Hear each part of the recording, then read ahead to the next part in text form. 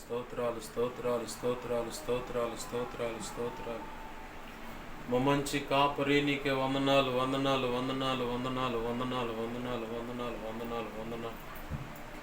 ఆశ్చర్యకరుడా నీకే కృతజ్ఞతాస్తుతులు కృతజ్ఞతాస్తుతులు కృతజ్ఞతాస్తుతులు కృతజ్ఞతాస్తుతులు కృతజ్ఞతాస్తుతులు కృతజ్ఞతాస్తుతులు. మా మంచి కాపరి నీకే వందనాలు వందనాలు వందనాలు వందనాలు వందనాలు వందనాలు వందనాలు వందనాలు వందనాలు వందనాలు వందనాలు వందనాలు. సర్వాధికారి నీకే స్తోత్రం స్తోత్రం స్తోత్రం స్తోత్రం స్తోత్రం స్తోత్రం స్తోత్రం స్తోత్రం స్తోత్రం స్తోత్రం స్తోత్రం స్తోత్రం స్తోత్రం. జీవము కలిగిన మా దేవా నీకే వందనాలు వందనాలు వందనాలు వందనాలు వందనాలు వందనాలు వందనాలు వందనాలు వందనాలు వందనాలు.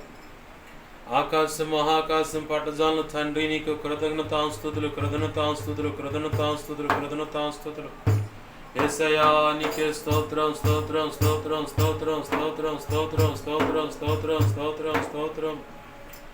మహోన్నతుడా నీకే వందనాలు వందనాలు వందనాలు వందనాలు వందనాలు వందనాలు వందనాలు వందనాలు వందనాలు వందనాలు వందనాలు.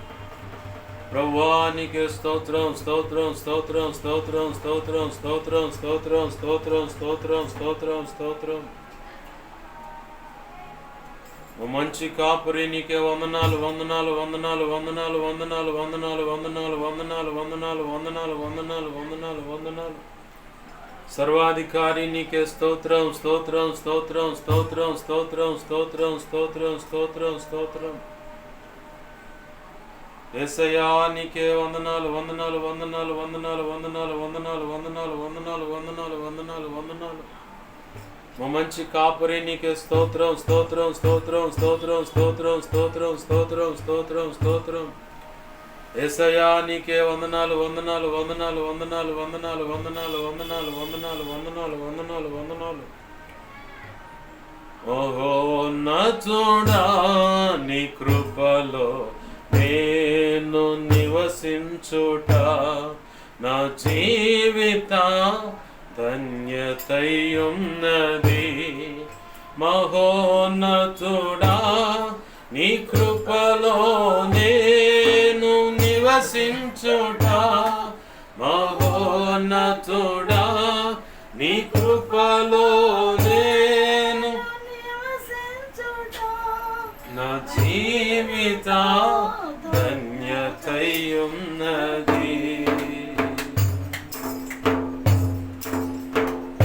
మహోన్నతుడా నీ కృపలో నేను నివసించుట నా జీవిత ధన్యతయున్నది. మహోన్నతుడా నీ కృపలో నేను నివసించుట మహోన్నతుడా నీ కృపలో నేను నివసించుట నా జీవిత ధన్యతయున్నది నా జీవిత ధన్యతయున్నది.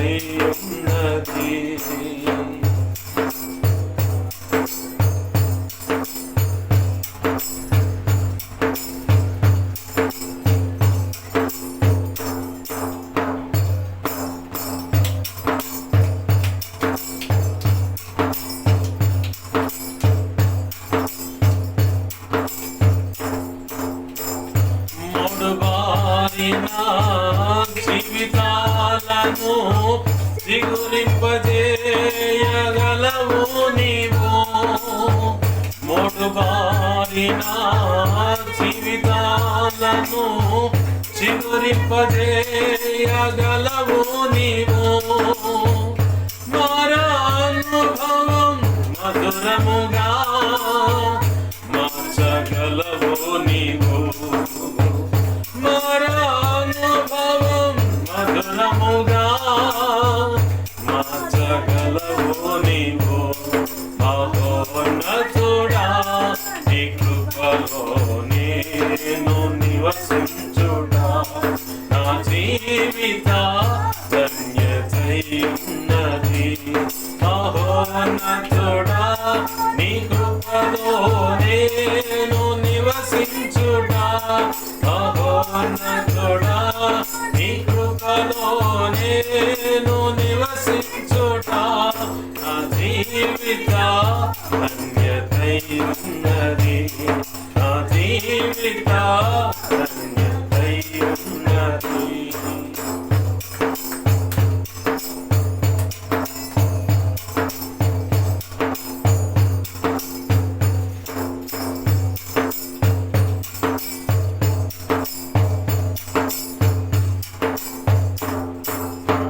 అగువాడక ఆత్మబలమును ఆనందముతో ఫలించనా అగువాడక ఆత్మబలము ఆనందముతో ఫలించనా జీవజలములా ఊటయైనా నీయోలను నన్ను నాటిదివా జీవజలములా ఊటయైనా నీయోలను నన్ను నాటిదివా మహోన్నతుడా నీ కృపలో నేను నివసించుట నా జీవిత ధన్యతై ఉన్నది మహోన్నతుడా నీ కృపలో నేను నివసించుట మహోన్నతుడా నీ కృపలో నేను నివసించుట నా జీవిత ధన్యతై ఉన్నది నా జీవిత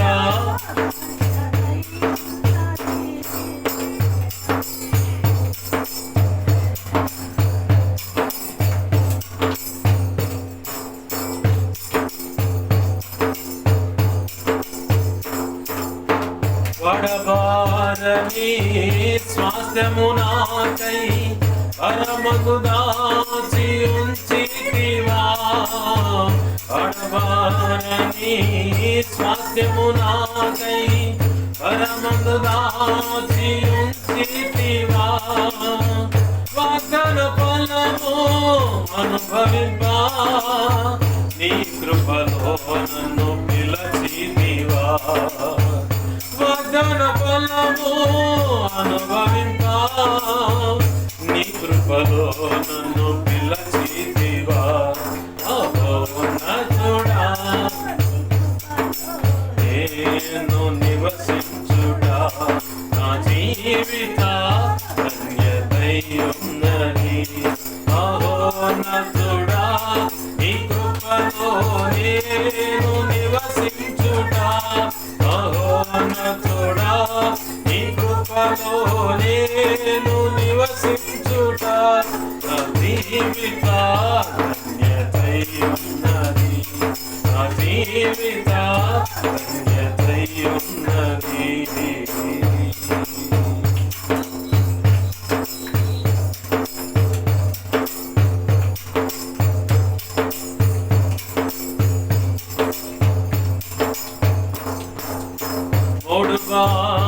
నా జీవితాలను చిగురింపజేయగలవు నీవు ఒడుగారి నా జీవితాలను చిగురింపజేయగలవు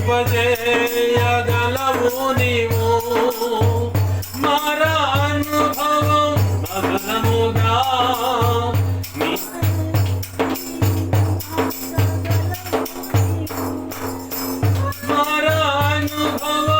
మధురముగా మార్చగలవు నీవు మహోన్నతుడా నీ కృపలో నేను నివసించుట నా జీవిత ధన్యతై ఉన్నది మహోన్నతుడా నీ కృపలో నేను నివసించుట మహోన్నతుడా నీ కృపలో నేను నివసించుట మహోన్నతుడా నీ కృపలో నేను నివసించుట నా జీవిత ధన్యతై ఉన్నది నా జీవిత ధన్యతై ఉన్నది నా జీవిత ధన్యతై ఉన్నది నా జీవిత ధన్యతై ఉన్నది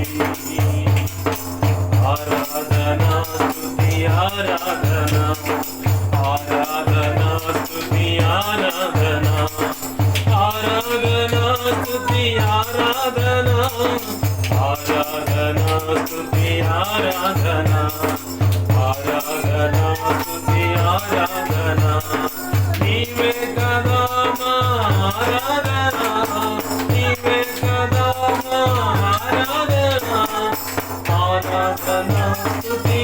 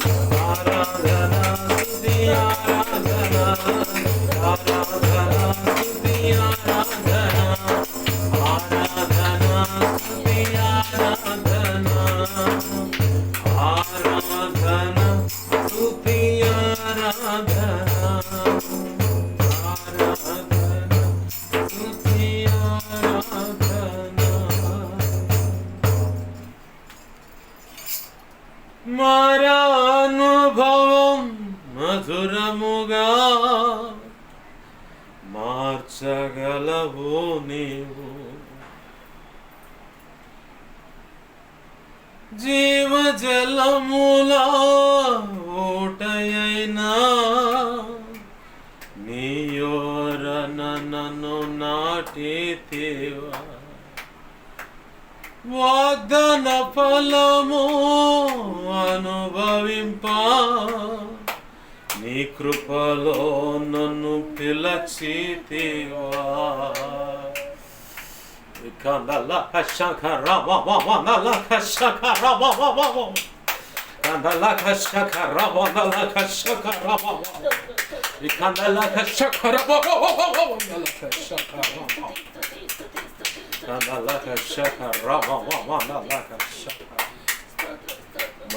మహోన్నతుడా నీ కృపలో నేను నివసించుట నా జీవిత ధన్యతయున్నదే. అవును ప్రభువా, మేము నీ కృపలో నివసించుట మా జీవితాలకు ధన్యమైన తండ్రి, నీకు వందనాలు కృతజ్ఞతాస్తుతులు.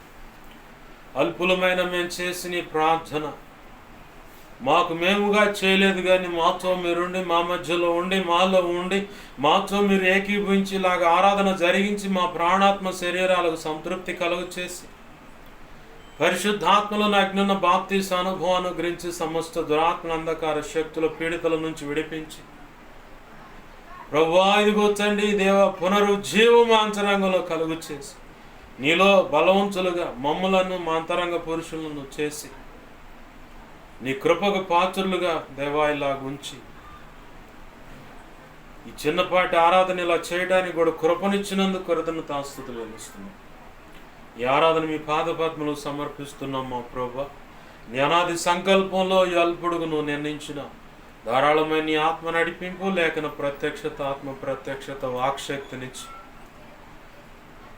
నీవెంచిన మూల వాక్యము ద్వారా ప్రభువా ఇదిగో తండ్రి నీవే ఆ వాక్యాన్ని ఆధారం చేసుకొని నాతో మాతో అందరితో నీ అనాది సంకల్పంలో సార్వత్రిక సంఘం అంతటిలో నువ్వు నిర్ణయించిన ఈ వర్తమానానికి ఎంచిన ప్రతి ఒక్కరితో కూడా నువ్వు సూటిగా తేటగా స్పష్టంగా లేఖన కాంతిలో నుంచి మా అందరితో మాట్లాడమని,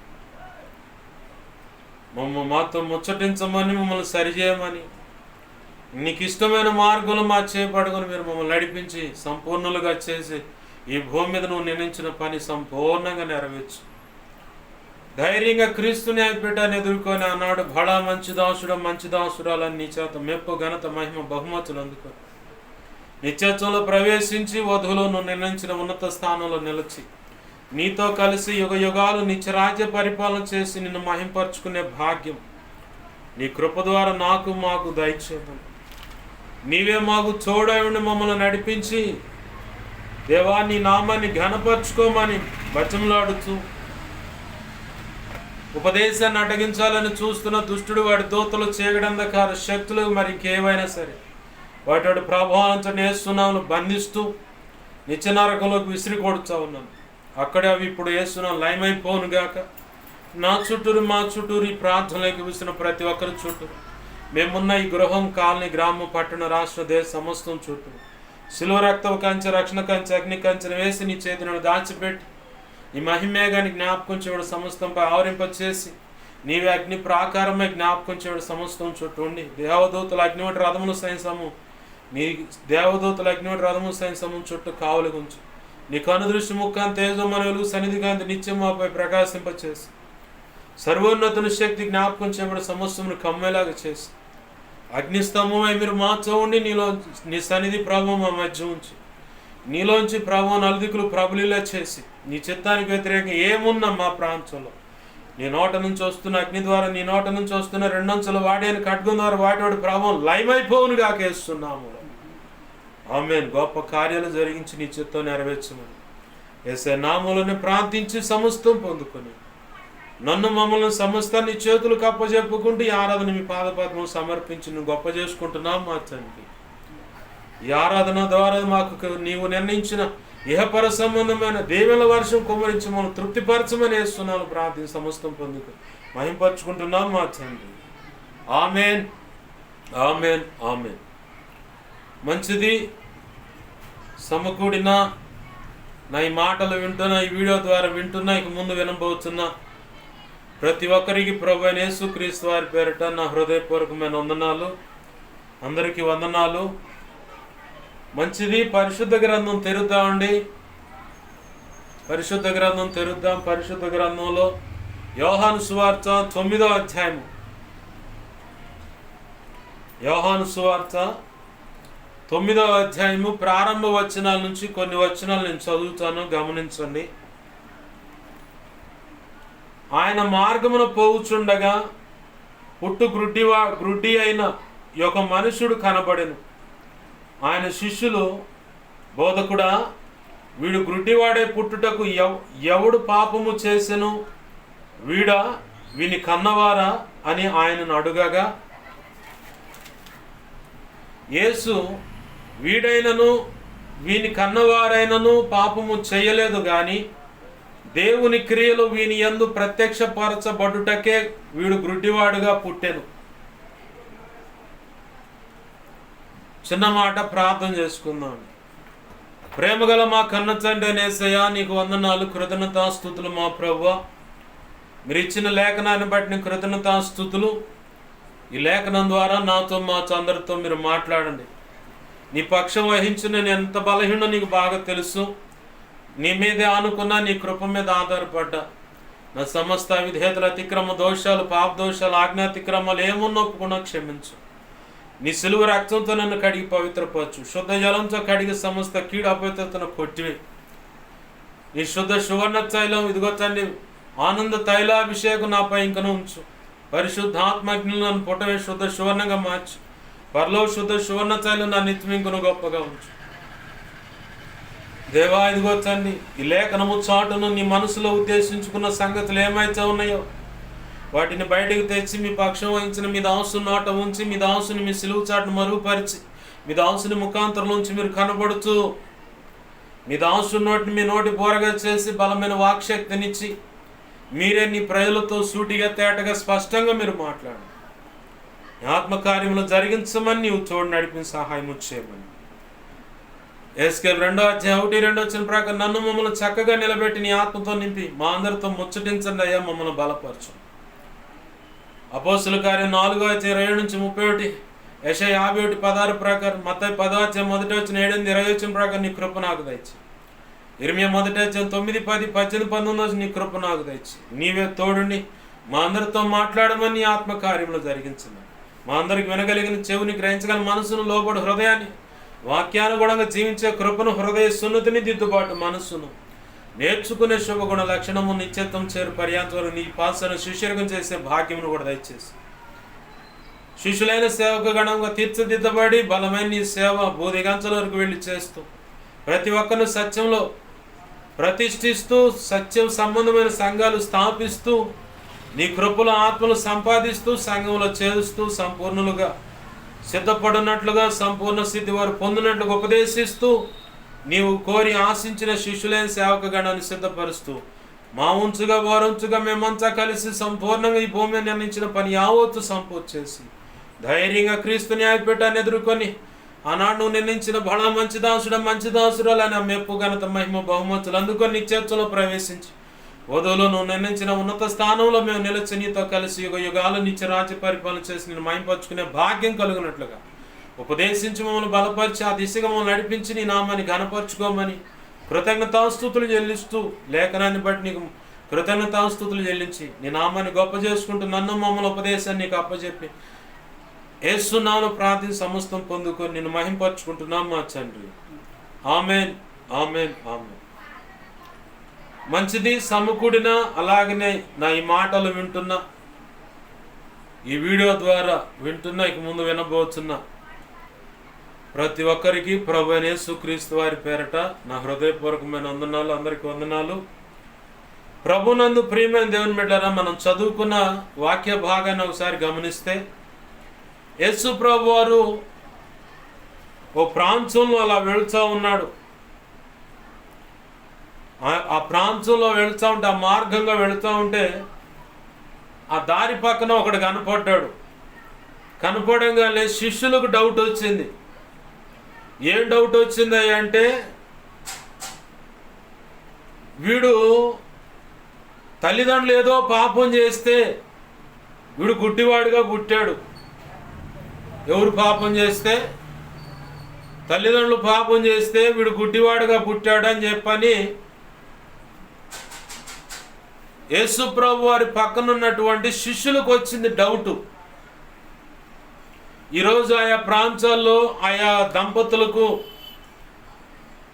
కొంతమంది అంగవైకల్యంతో పుడుతూ ఉంటారు. కాళ్ళు సరిగా పనిచేయక, ఎదుగుదల లేకుండా, జ్ఞానం తక్కువగా, మనకి ఖాళీలో ఒక ఆడపిల్ల అక్కడ కనపడుతూ ఉంటుంది. అలాగనే ఇసుపాలలో చల్లికి అట్లానే ఒక పిల్లగాడు ఉన్నాడు. అలాగనే చాలా చోట్ల చాలా మందికి మగపిల్లలు కానీ ఆడపిల్లలు కానీ అంగవైకల్యం అంటే కాళ్ళు చేతులు సరిగా లేకపోవటమే కాదు, ఏంటి, కాళ్ళు చేతులు సరిగా లేకపోవటమే కాదు, ఈ నోరు కూడా సరిగా ఉండదు, ఈ కళ్ళు సరిగా ఉండవు. అలాగనే ఈ తల భాగం కూడా ఏదో ఒత్తినట్టుగా తల కట్టు వస్తూ ఉంటుంది. కొంతమందికి 2 తలలు ఒకటే మొండంగా పుడతారు పిల్లలు. కొంతమందికి ఏమో 2 తలలు ఉంటాయి, 2 చేతులు ఉంటాయి, ఈ 2 బాడీలు ఒక చోట కలుసుకొని ఉంటుంది. అట్లా పుట్టిన వాళ్ళు కూడా ఉన్నారు. ప్రపంచ వింతల్లో వీళ్ళు వింతగా ఉన్నారని న్యూస్ ఛానల్లో చూపిస్తూ ఉంటారు. కొంతమంది వారి పిల్లలు పుట్టిన ఆ పుట్టుకను బట్టి వైద్య సేవలు చేయిస్తే బాగుపడతారని సీఎం రిలీఫ్ ఫండ్ కోసం అని చెప్పాను, ఎమ్మెల్యే ఎంపీ రిలీఫ్ ఫండ్ అని ఉంటుంది, ఎవరికైనా ఆర్థిక సహాయం చేయటానికని. ఆ రిలీఫ్ ఫండ్ కోసం అని చెప్పని ప్రయత్నం చేస్తున్నప్పుడు ఈ న్యూస్ ఛానల్లో దొరుకుతారు వాళ్ళు. లేదంటే కొంతకాలం అలానే కాయలా పడుతున్నటువంటి వ్యక్తులు ఎక్కడో ఎవరు ఇలా న్యూస్ రిపోర్టర్ను పిలిపించి ఆ సమాచారాన్ని సభ్య సమాజానికి సోషల్ మీడియా ద్వారా తెలియపరిస్తే కొంతలో కొంత సహాయం అందిస్తారు, ట్రీట్మెంట్కి ఏదైనా ఉపయోగపడుతుందని అలా కూడా ప్రయత్నం చేయటాన్ని బట్టి ప్రపంచానికి తెలిసిన వాళ్ళు ఉంటారు.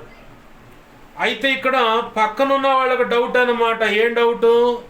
పల్లెటూరులో మేము బాగా వినే మాట ఏంటంటే, వాళ్ళ అయ్యో వాళ్ళ తాత ఏదో పాపం చేస్తే కానీ వీడికి ఈ గతి పట్టింది రా అంటారు. కొడుకైనా ఏదన్నా తేడా పడి జీవితం తేడా పడినా, లేదంటే వాళ్ళ కడుపును పుట్టిన పిల్లలు ఇట్లానే అంగవైకల్యంగా పుట్టినప్పుడు తల్లిదండ్రులు ఏదో పాపం చేసుకొని ఉంటారు. ఏ జన్మలో ఏ పాపం చేశారో ఈ జన్మలో ఇలాంటి పిల్లలు పుట్టారు అని చెప్పని ప్రతి ఒక్కరూ సింపతి, ఓ పక్క సింపతి చూపిస్తారు. అయ్యయ్యో అయ్యయ్యో అంట జాలిగల మాటలు మాట్లాడుతూ ఉంటారు. మరో పక్కన వీళ్ళు వినకుండా చాటు మాటుగా పక్కకు వెళ్ళిపోయి ఏ జన్మలో ఏం పాపం చేసుకున్నారో ఈ దంపతులు, లేదంటే ఆ తండ్రి వైపు నుంచి ఆ భర్త యొక్క తండ్రిని వైపు అటు నుంచి కొట్టుకుంటూ వస్తారు. వీడు కాకపోయినా వాళ్ళ నాయన చేసి ఉంటాడంటే ఇంటికి పెద్ద తలకాయ. ఈ భర్త యొక్క తండ్రి ఏదో పాపం చేసి ఉంటాడు, లేదా వాళ్ళ పెద్దలు ఏదో పాపం చేసి ఉంటారు. ఆ కారణాన్ని బట్టే ఇదిగో ఇలా అంగవైకల్యంగా పుట్టారు ఈ పిల్లలు, ఇదిగో ఈ పిల్లగాడు ఇలా తిక్కలోడిగా పుట్టాడు, ఇలా తిక్కలోనిగా ఉందని చెప్పని చాటుమాటుగా మాట్లాడుకుంటారు. ఆ పిల్లల ముందు, ఆ పిల్లల కన్న యొక్క తల్లిదండ్రుల ముందు అయ్యయ్యో ఏంది ఇలా అయింది అని చెప్పని, ఏం చేస్తాంలేమ్మా మనం ఏమన్నా అనుకొని కన్నామా అయింది అని చెప్పని ఒక సింపతి మాటలు మాట్లాడుతారు. ఇవన్నీ సర్వసాధారణంగా వినపడే సంగతులే. కానీ ఆ అంగవైకల్యం కాదని చెప్పని కొంతమంది వ్యక్తులు సువార్థికులుగా మారి ప్రభు కృపను బట్టి ఈరోజు కరపత్రాలు పంచుతూ అనేకులను చైతన్యవంతులుగా చేయటానికి, పురికొల్పటానికి ప్రభు వాళ్ళను వాడుకుంటా ఉన్నాడు. దేవునికి మహిమ కలుగును గాక. హల్లెలూయా. మనకు తెలుసు, సోషల్ మీడియాలో ఒక అన్న ఈ మధ్యకాలంలోనే ఇంటర్వ్యూ కూడా చేశారు. కాలు చేతులు సరిగుండో, ఏముండో కాలు చేతులు సరిగుండో, తలెట పెడతాడు, చెయ్యిట్టుంటుంది, కాలు సరిగ్గా కదలదు, అయినా సరే కరపత్రం ఇచ్చి ఎలాగైనా నా యేసయ్య ప్రేమను వారికి తెలియపరచాలా, ఆత్మను ఎలాగైనా సంపాదించాలన్న తపనతో సువార్త పరిచయం చేస్తున్న ఒక అన్నను మనం చూసాం. మరి అది చైనాకు సంబంధించిన వ్యక్తో, నేపాల్కు సంబంధించిన వ్యక్తో నేల మీద పాకుకుంటా ఈ చేతికి మైకు కట్టుకొని ఇట్లా మైకు దగ్గర పెట్టుకొని నేల మీదనే అటు కదిలాడుతా దేవుని సువార్త చెబుతున్నటువంటి వ్యక్తి ఉన్నాడు. అలాగనే ఈ మధ్య కాలంలో నేను చూసిన ఒక వ్యక్తి నోరు అసలు ససేమిరా కదిలాడదు, అయినా సరే గుణించుకొని దేవుని రాజ్య సువార్తను ప్రకటిస్తూ ఉన్నాడు సోషల్ మీడియా ద్వారా, షార్ట్ మెసేజ్లో. నేను ఈ సంగతులు ఎందుకు చెబుతున్నానంటే, ఆ మధ్యకాలంలో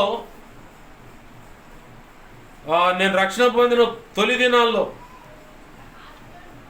కాళ్ళు చేతులు సరిగా లేనటువంటి, అంటే చేతులు మాత్రం ఇక్కడ దాకే ఉంటాయి, కింద కాళ్ళు మాత్రం ఇంత కాళ్ళుగా ఉంటాయి. ఆమె తల్లి బ్రతుకున్నంతకాలం ఆమెకు ఉపచారం చేసింది. ఆ తర్వాత తమ్ముడు భార్య తల్లి ఆమెకు అన్ని విధాల ఉపచారం అంటే పరిచయం చేస్తూ ఉంది. ప్రారంభంలో పోయి అప్పుడు ప్రార్థన చేసి వచ్చాను, అయ్యా నా తమ్ముడు తాగుబోతుడు, ఎట పడితే అటు తిరుగుతూ ఉన్నాడు, బాధ్యత లేకుండా ప్రార్థన చేయండి అంటే పరిశుద్ధులందరూ ప్రార్థన చేశారు, వారిలో నేను కూడా ఒకడిని. ప్రభు కృపను బట్టి ఆ తర్వాత అతను రక్షించబడటం, తన భార్య రక్షించబడటం. కొన్నాళ్ళు ఇక్కడ ఈ కాలనీలోనే ఉన్నారు, 3వ లైన్లో ఇక్కడ. ఆ తర్వాత మళ్ళీ అదే ప్రాంతానికి వెళ్ళిపోయారు. ఆ అక్కని మా పాస్టర్ గారు అడిగారు, అమ్మా ఇలా పుట్టినందుకు నువ్వు ఎప్పుడైనా దేవుని ప్రశ్నించావా అంటే ప్రశ్నించలేదన్నా. అస్సలు దేవుని మీద కోపం రాలేదంటే కోపం రాలేదన్నా. ఈ స్థితిలో కూడా దేవుని నేను మహిమపరుస్తున్నానన్నా. దేవునికి మహిమ కలుగును గాక. హల్లెలూయా. అలాగనే ఇంకొక వ్యక్తి ఉన్నాడు, ఇక్కడికే ఉంటుంది చెయ్యి, ఈ గోళ్ళ మాత్రమే కనపడుతాయి, చేతులు కనపడవు, కింద కాళ్ళు మాత్రం ఒక ఇంతే ఉంటుంది కాలు. నిక్ అని చెప్పని ఒక వ్యక్తి ఉన్నాడు. యవనస్తులకు ఆయా వయసు తారతమ్యం లేకుండా అందరికీ దేవుని కృపను బట్టి సువార్త పరిచయం చేస్తూ ఉన్నాడు. అట్లనే ప్రసంగం చేస్తూ ఉంటే ఒక సభలో ఆయన ప్రసంగం విని నా బోటోడిని ఎవరు పెళ్లి చేసుకుంటారు అని చెప్పానండి ఆయన.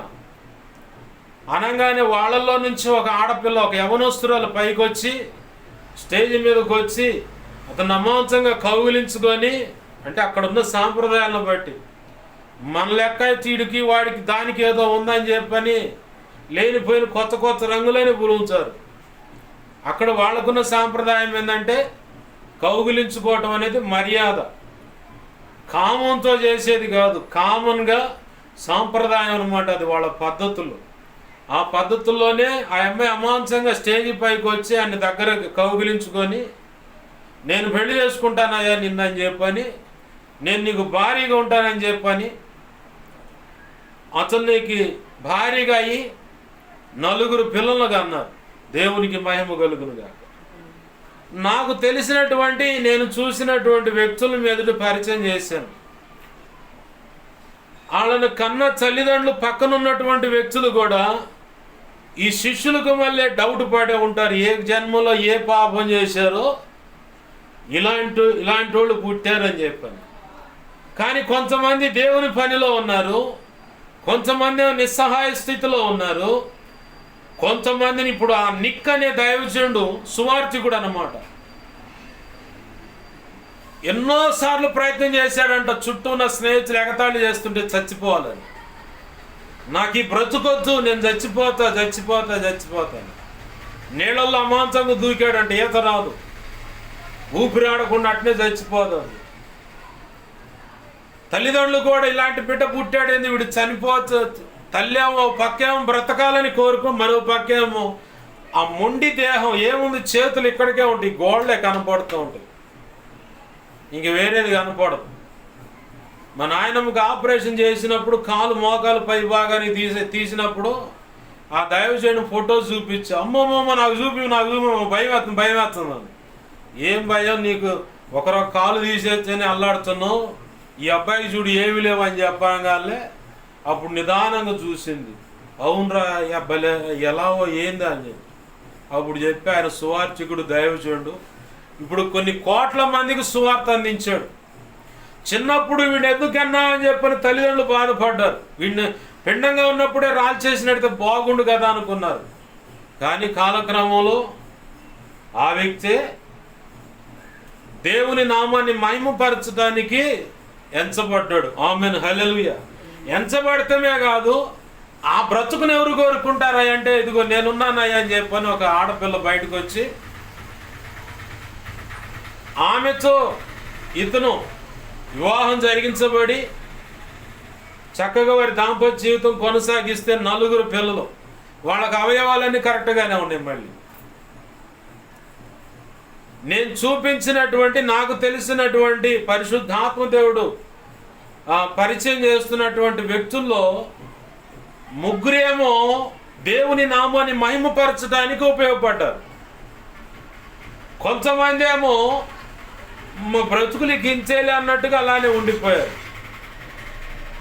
ఈ వ్యక్తులందరి యొక్క తల్లిదండ్రులు పక్కనున్న వాళ్ళు మాత్రం ఇలాంటి పిల్లలు పుట్టారు ఏందని చెప్పని అనుకుని ఉండొచ్చు, డౌట్ వచ్చే ఉంటుంది. అయితే దేవుని నామాన్ని మహిమపరచడానికి దేవుని యొక్క క్రియలు ఏమున్నాయి, ఇక్కడ ఏం రాశాడు, దేవుని క్రియలు వీని యందు ప్రత్యక్షపరచబడుటకే. ఒకవేళ ఎవరైనా ప్రశ్నించవచ్చు, ఎందుకు ప్రభు వాళ్ళని అట్లా అంగహీనులుగాను జ్ఞానం లేని వారుగాను ఎందుకు పుట్టించావు ప్రభు అంటే, ప్రభు అంటాడు నేను మంచి వాళ్ళను చేయగలను, అలా జ్ఞానం లేని వారిని కూడా చేయగలను. మంచివారిని జ్ఞానం లేని వారిగా వెర్రివారిగా మార్చగలను, జ్ఞానం లేనిటువంటి వారిని జ్ఞానవంతులుగా చేసి ఉన్నతమైన స్థితిలో నేను నిలబెట్టగలను. ఆమేన్, హల్లెలూయా. ఎలా చేయగలడు? ఆయన ఏదైనా చేయగలడు, ఆయనకు సమస్తము సాధ్యమే. ఆమేన్, హల్లెలూయా. సమస్తము ఆయనకు సాధ్యమే. లూకాసు వార్త 1వ అధ్యాయము, లూకాసు వార్త 1వ అధ్యాయము 52వ వచనంలో ఒక మాట ఉంటుంది, సింహాసనముల నుండి బలవంతులను పడద్రోసి దీనులను ఎక్కించును. ఎవరినంటే ఎక్కించేది? బలవంతులను పడద్రోస్తాడట, దీనులను ఎక్కిస్తాడట. ఇప్పుడు ఆ దయనీయమైన దీనస్థితిలో ఉన్న వారిని ఈరోజు ఆ నిక్ అనే వ్యక్తి కావచ్చు, నేల మీద ప్రాగుతూ చేయికి మైక్ కట్టుకొని దేవుని పనికి వాడబడుతున్నాడు. కాలు వచ్చే ఇట పక్కకు పోద్ది, నోరిట సరిగా ఉండదు, అయినా సరే కరపత్రం ఇట పెట్టిస్తూ ఉంటాడు. నేను చూపిస్తా తర్వాత, ఆ వీడియోలు ఉన్నాయి నా దగ్గర. ఇంకొక వ్యక్తి ఏమో అసలు నాలుగు సరిగా తిరగదు, అయినా గుణించుకొని గుణించుకొని గుణించుకొని 2 మాటలు పలకటానికి కూడా కనీసం 2 నిమిషాలు సమయం పడుతుంది ఆ అబ్బాయికి. అయినా సరే దేవుని రాజ్య సువార్త ప్రకటిస్తూ ఉన్నాడు. దేవుని క్రియలు వారి యందు ప్రత్యక్షపరచబడ్డాయి. ఆమేన్, హల్లెలూయా. దేవుని కోసం వారు వాడబడుతున్నారు. తల్లిదండ్రులు చుట్టూ ఉన్న వాళ్ళు డౌట్ పడి ఉండొచ్చు, కానీ కాలము సరైన సమాధానం చెబుతుంది. ఆమేన్, హల్లెలూయా. ప్రభు యొక్క కాలంలో మనం అడుగులు వేస్తున్నప్పుడు ప్రతిదానికి పరిష్కారంగా ఉంటుంది, సమాధానం ఉంటుంది. మనకేంటంటే అంత ఏటీఎం వ్యవహారమే. అట్లా వెళ్ళాలా, ఏటీఎం కార్డు పెట్టాలా, 4 పిన్ నెంబర్లు కొట్టాలా, క్యాష్ తీసుకొని రావాలా. అసలు లేకపోయినా ట్రై చేస్తాం, ఎవరన్నా ఏమైనా వేసారేమో. నేను ఏసై దగ్గర కూడా అవకాశం లేకపోయినా మనం ట్రై చేస్తూ ఉంటాం. ఎన్నాళ్ళు ట్రై చేస్తావు? సమయం వ్యర్థం చేసుకోవడం తప్ప, సమయము వ్యర్థం చేసుకోవడం తప్ప ఏముండదు. ప్రభు అనుకున్న రీతిగా మన అడుగులు వేసినప్పుడు శూన్యంలో నుంచి కూడా ప్రభు సృష్టి చేశాడు. నాకు ఇక్కడ సహాయం అందదు, ఇంకా దారి లేదనుకున్న కాడి నుంచి కూడా నా ప్రభు సహాయం అందించగలడు, దారి చూపించగలడు. ఆమేన్, హల్లెలూయా. ఇరుకులో నుంచి విశాలతలోకి నన్ను తీసుకెళ్ళాడయ్యా ఆయన అంటున్నాడు కీర్తనాకారుడు. ఇరుకంటే అవకాశం ఉంటుందా? అవకాశం ఉండదు. కానీ విశాలతలో తీసుకెళ్ళాడంటే ఎప్పుడు? నేను ఈ దీనుడు మొర్ర పెట్టగా అన్నాడు. ఆమేన్, హల్లెలూయా. మొర్ర పెట్టడం అంటే ఆషామాషిగా అడగటం కాదు. దేవుణ్ణి గట్టిగా ప్రభువా అని చెప్పని ఎలుగెత్తి బచ్చములాడటం ఆయన్ని. ఆ దీనుడు మొర్ర పెట్టినప్పుడు ఆ మాటకి మనం కూడా సరెండర్ అవ్వాలి. మనం కూడా ఈ దీనుడు నువ్వు అనుకోవాలి, ఈ దీనుడు మొర్ర పెడుతున్నాడు ప్రభువా, ఈ ఇరుకులో నుంచి విశాలత నాకు చూపించు, విశాలమైన మార్గంలో తీసుకెళ్ళి ఆ విశాలతలో నన్ను నిలబెట్టు ప్రభు, నాకు సహాయం అందించు ప్రభు అంటే నా ప్రభు ఖచ్చితంగా సహాయం అందిస్తాడు. ఆమేన్, హల్లెలూయా. శిష్యులు అడుగుతున్నారు, ప్రభును వీడు ఎలా గుడ్డివాడుగా పుట్టాడు? తల్లిదండ్రుల పాపమా వీడి పాపం అంటే ప్రభు అంటున్నాడు, వీడి పాపం లేదు, వీని తల్లిదండ్రుల పాపం కూడా లేదు. దేవుని క్రియలు ఇతని యందు ప్రత్యక్షపరచబడవలనని అతను గుడ్డివాడిగా పుట్టాడు. మన దైనందినమైన జీవితంలో కానీ ఆధ్యాత్మిక జీవితంలో అయినా సేవా పరిచర్లైనా ఏ విషయంలో అయినా సరే ప్రభు యొక్క హస్తము అలాగే ఆయన జోక్యం అనేది ఉంటుంది. ఆమేన్, హల్లెలూయా. ఎందుకయ్యా అంటే ప్రతిదీ అడగంగానే నీకు ప్రభు తేలికైపోతాడు. ప్రతిదీ అడగంగానే అది నువ్వు పొందుకోగానే ఆయన మీద గౌరవం ఉండదు, ఆయన యందు వినయ భయభక్తులు ఉండవు. ఏముందిలే మనం పోగానే ప్రభు ఇస్తున్నాడు, తీసుకుంటున్నాం, వస్తున్నాం అనే పందాలో మన బ్రతుకంతా కొనసాగుతుంటుంది. కానీ అయ్యో ఈ అల్పుడికి ఆ మహాదేవుడు దిగి వచ్చి నాకు సహాయం చేయటం ఏంది, నన్ను బలపరచటం ఏంది, నన్ను ఒక ప్రయోజకరమైన పాత్రగా చేయటం ఏంది, ఆయన ఉన్నతమైన సంకల్పంలో ఆయన సేవా బాధ్యతలకు సేవా బాధ్యతలు నాకు అప్పజేయటం ఏంది, ఆ శ్రేష్టమైన సేవకు నన్ను పిలవటం ఏంది, నా కులం ఏంది, నా పరిస్థితి ఏంది, నా కుటుంబం ఏంది అని చెప్పని కృతజ్ఞత కలిగి ఉండాలి. మనం పోయి అడగంగానే ఆయన ఇస్తూ ఉంటే ఈ కృతజ్ఞత అనేది పక్కకి వెళ్ళిపోద్ది. నిర్లక్ష్యము, అగౌరవంతో కూడినటువంటి ప్రవర్తన, ఏముంది లేని లెక్కలేనితనం అనేది వేళ్ళును కొనిపోతుంది. కాబట్టి అప్పుడప్పుడు ప్రభు ఏం చేస్తాడంటే కొన్ని విషయాలకు ససేమిర సమాధానమైనట్టు కనబడతాడు. ఇప్పుడు ఈ పుట్టుక గుడ్డివాడి విషయాన్ని గమనిస్తే తన తల్లిదండ్రులు అంటున్నాడు, వాడు వయసుకు వచ్చిన వాడయ్యా. పరిసయ్యులు, శాస్త్రులు, ధర్మశాస్త్రులు, కొంతమంది పెద్దలు ఇతను చూపు పొందిన తర్వాత తీసుకెళ్ళి పరీక్ష పెట్టి ప్రశ్నిస్తూ ఉంటారు. చిట్ట చివరిగా వాని తల్లిదండ్రులు పిలిపించి అడుగుతూ ఉంటారు, అయ్యా మమ్మల్ని అడుగుతావు ఎందుకు? వాడికి అన్ని సంగతులు తెలుసు, వాడు పెద్దోడు, పశువుడు కాదు, పెద్దోడు కాబట్టి వాడిని అడగండి. అంటే తను 20 లేదా 30 సంవత్సరాల వయసు కాలం వచ్చేంత వరకు కూడా ఆ సమస్య నిమిత్తమై తల్లిదండ్రులు మొరపెడుతూనే ఉన్నారు.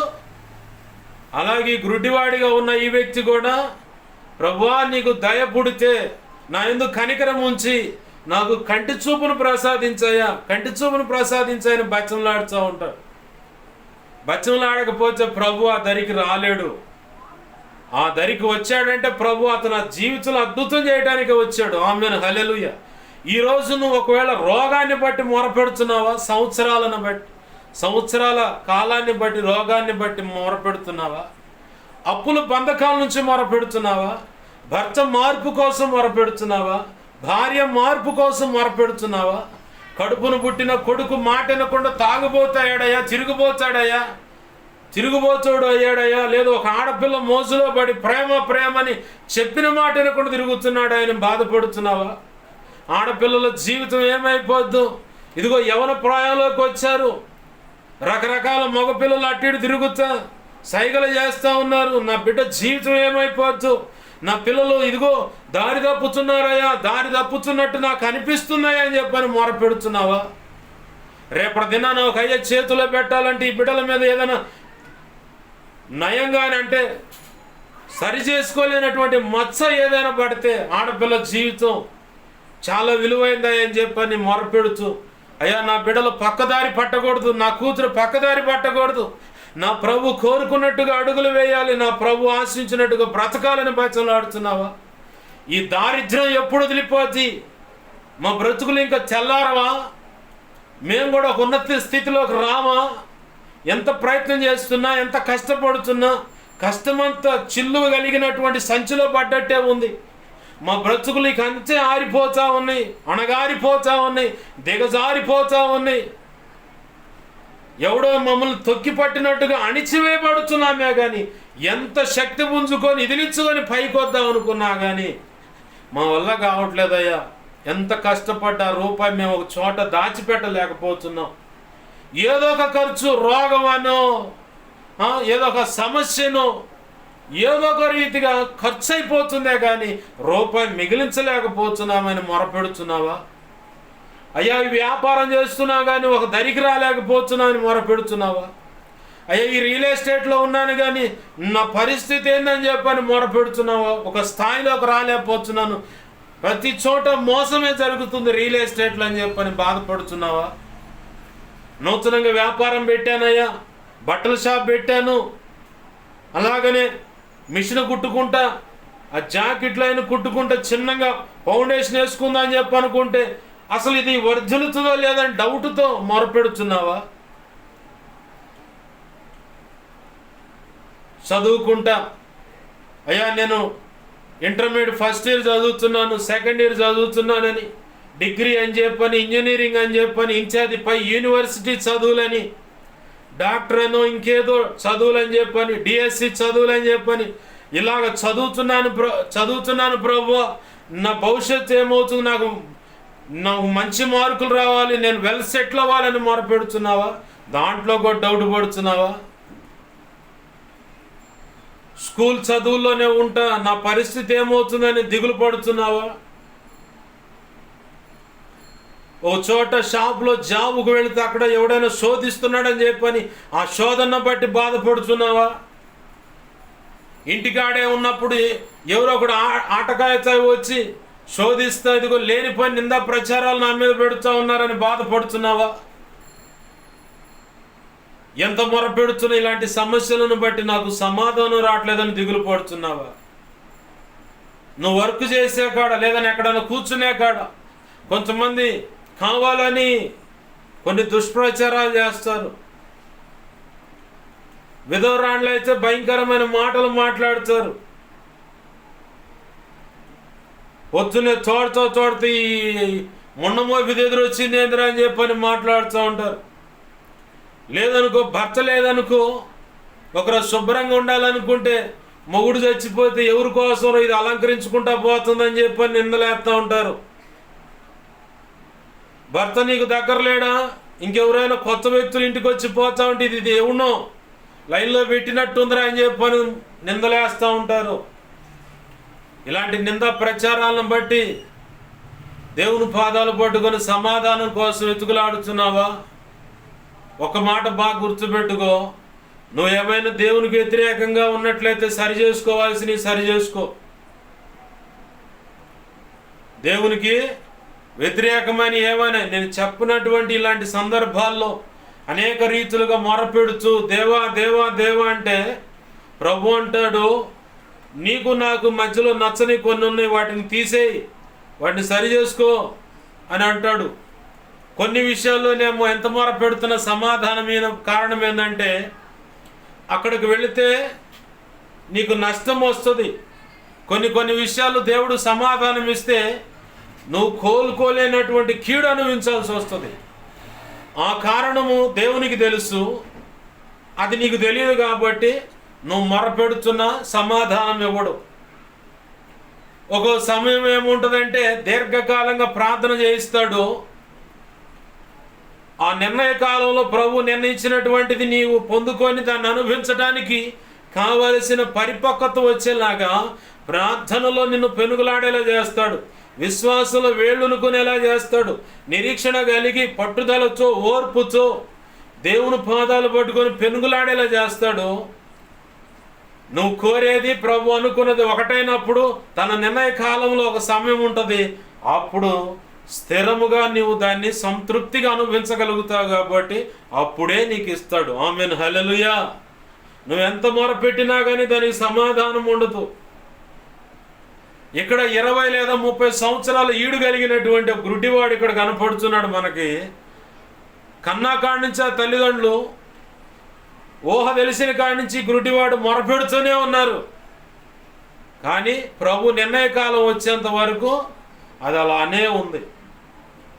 గమనించండి ప్రభునందు ప్రియమైన దేవుని బిడ్డలారా, గమనించండి. ఇక్కడ 18వ లూకాసు వార్త 18వ అధ్యాయంలో ఒక ఆమె వస్తుంది, న్యాయాధిపతి దగ్గరకు వస్తుంది. అతను ఎవరు? పొరపాటును కూడా ఈ దేవునికి కానీ ప్రజలకు కానీ ఎవరికి భయపడ్డాని కూడా రాసి ఉంది. అయినా సరే ఆమె మాటి మాటికి వచ్చి బతిమలాడినప్పుడు ప్రభు కృపను బట్టి దేవుడే ఆ అన్యాయస్తుడైన న్యాయాధిపతి హృదయంలో కదలిక పుట్టించి మనుషులకు భయపడతలేదు, చుట్టూ ఉన్న ప్రజలకు భయపడతలేదు, దేవునికి కూడా నేను భయపడతలేదు. ఈ సంగతులన్నీ తెలిసి కూడా, నా వ్యక్తిత్వం ఏంటో తెలిసి కూడా ఈమె మానక నా దగ్గరకు వచ్చి మొరపెడతా ఉంది, విసుగు పుట్టిస్తూ ఉంది. కాబట్టి ఈమెకు న్యాయం చేయాలని చెప్పని అతను కదులుతాడట. ఆమేన్, హల్లెలూయా. దేవుని యొక్క క్రియలు ప్రత్యక్షమయ్యే విషయంలో ఒక కోణము నిరీక్షణ కలిగి విశ్వాసం కలిగి మొరపెట్టే విధానానికి ఇక్కడ సాదృశ్యంగా యేసు ప్రభువు వారు చెప్పారు. అన్యాయస్తుడైన న్యాయాధిపతి దగ్గరికి ఆ భేద విధవరాలు పోయి మొరపెడతా ఉంది, అయ్యా అయ్యా ఆయన బతిమలాడుతూ ఉంది. మొరపెడుతున్న సమాధానం రాలేదా? సమాధానం వచ్చింది. ప్రభు కృపను బట్టి ఆమెకు న్యాయము చేయబడింది. ఆమేన్, హల్లెలూయా. ఒకవేళ కోర్టు సమస్యలను బట్టి, పోలీస్ స్టేషన్ సమస్యలని, భార్యాభర్తల మధ్య అసమాధాన పరిస్థితిని బట్టి నాకు విడాకులు కావాలని నువ్వు కోరినా, భార్య కోరినా, ఆ సమస్యను బట్టి, లేదా ఇరువురు పెద్దలు కూర్చొని ఏదో తీర్పు తీరుస్తామనుకున్నప్పుడైనా, ఇంచేది ఇలాంటివి ఆస్తులు లావాదేవీలు కావచ్చు, వ్యాపారంలో పార్ట్నర్షిప్గా ఉంటే ఒకరి వ్యక్తిత్వాలు ఒకరికి పొసగక నేను నీతో కలిసి వ్యాపారం చేయడం కష్టం, నేను విడిపోవాలనుకుంటున్నాను, ఇలాంటి వేద్యాలు ఉంటాయి. వేద్యము అంటే న్యాయ విమర్శ చేసేదాన్ని వేద్యము అంటారు. ఒక సమస్య, ఇలాంటి సమస్యలు ఉంటాయి. ఇంచేది అది పిల్లలు కావచ్చు, మావన్నా కానీ అత్తన్నా కానీ కోడలకు పడకపోవచ్చు, లేదా ఈ అత్త మామలకే కోడలంటే పడకపోవచ్చు. కాబట్టి మీరు వేరుగా ఉండండి అంటారు. ఇది ఒక సమస్య. కోడలను బట్టి వచ్చిందో సమస్య తెలీదు, కూతురుని బట్టి. లేదంటే ఇళ్లలో కొంతమంది ఇళ్లలో ఇంటికి వచ్చిన కోడల మీద ఆ భర్త యొక్క తోబుట్టులు పెత్తనం ఉంటుంది. ఇక వాళ్ళ నోటికి పట్టరాని మాటలు మాట్లాడుతారు, నీచమైన మాటలు మాట్లాడటమే కాదు, సూటిపోటిగా మాట్లాడటమే కాదు, ఇక తెలియకుండా వెట్టి చాకిరిలాగా వారి మీద పనులు చేపిస్తూ ఉంటారు, శ్రమను పెంచుతూ ఉంటారు. వాళ్ళు మాత్రం కాలు మీద కాలేసుకొని కూర్చొని తింటూ ఉంటారు. నువ్వు ఒక అయ్య ఇంటికి పోయావు కోడలుగా, ఒకడికి భారీగా వెళ్ళావు. అక్కడ నువ్వెంత పద్ధతిగా ఉంటావో ఇక్కడ తల్లి ఇంటికాడికి వచ్చినప్పుడు కూడా నువ్వు అంతే పద్ధతిగా ఉండాలా. పద్ధతి తప్పితేనే కోడల మీదకి ఒంటి కాలు మీద వస్తూ ఉంటారన్నమాట మరదళ్ళు. ఇదే కొలత అక్కడ కొలిస్తే కొంతమంది అంటూ ఉంటారు, అయ్యా నా కొడుకు లేదంటే నా కూతురు నన్ను భలే హింస పెడుతున్నారా. ఓకే, హింస పెడుతున్నారు, బాగానే ఉంది. మరి నువ్వు వాళ్ళ హింస పెట్టినప్పుడు వాళ్ళు కూడా అంతే బాధ అనుభవించుంటారుగా. ఆ బాధ యొక్క తీవ్రత ఎలా ఉంటుందో నీకు తెలియటానికి ఒకప్పుడు వాళ్ళు కూడా రివర్స్ చేస్తారు దేవుడు. శ్రమ నీకు తగిలినప్పుడేమో చురుకు అనిపిస్తుంది, బాధ అనిపిస్తుంది, వేదన, కన్నీరు, అమ్మో చచ్చిపోతే బాగుండని చెప్పాను. మరి నువ్వు పెట్టే టార్చర్కి నీ కూతుళ్ళు కావచ్చు, కొడుకు కావచ్చు, లేదా కొడుకులు కావచ్చు, వాళ్ళు కూడా అంతే బాధ అనుభవించుంటారు కదా. నువ్వేదో ఒక కోణంలో వారిని శ్రమ పెట్టి బాధ పెట్టి హృదయానికి లోతైన గాయాలు కలిగేటువంటి మాటల ద్వారా గాయపరుచుంటావుగా. ఒక్కొక్కళ్ళు ఈ పందాలో ఉంటారు. అత్తమాల లేదంటే మరదళ్ళంతా కలిసి కోడల మీద పడతారు అన్నమాట. వీళ్ళు గుర్తించని విషయం ఏంటంటే, గ్రహించని విషయం ఏంటంటే, ఈ కూతురు ఇంకొక అయ్య ఇంటికి పోయింది కోడలుగా, అక్కడ వాళ్ళు పెడతారు తోముడు. ప్రభు అన్నాడు, నీళ్లు పోసిన వానికి నీళ్లు పోయబడును అన్నాడు. ఏం విత్తుతావో అదే పంటను కోస్తావు అన్నాడు. రహస్యమైనది ఏది మరుగై ఉండదని కూడా చెప్పాడు.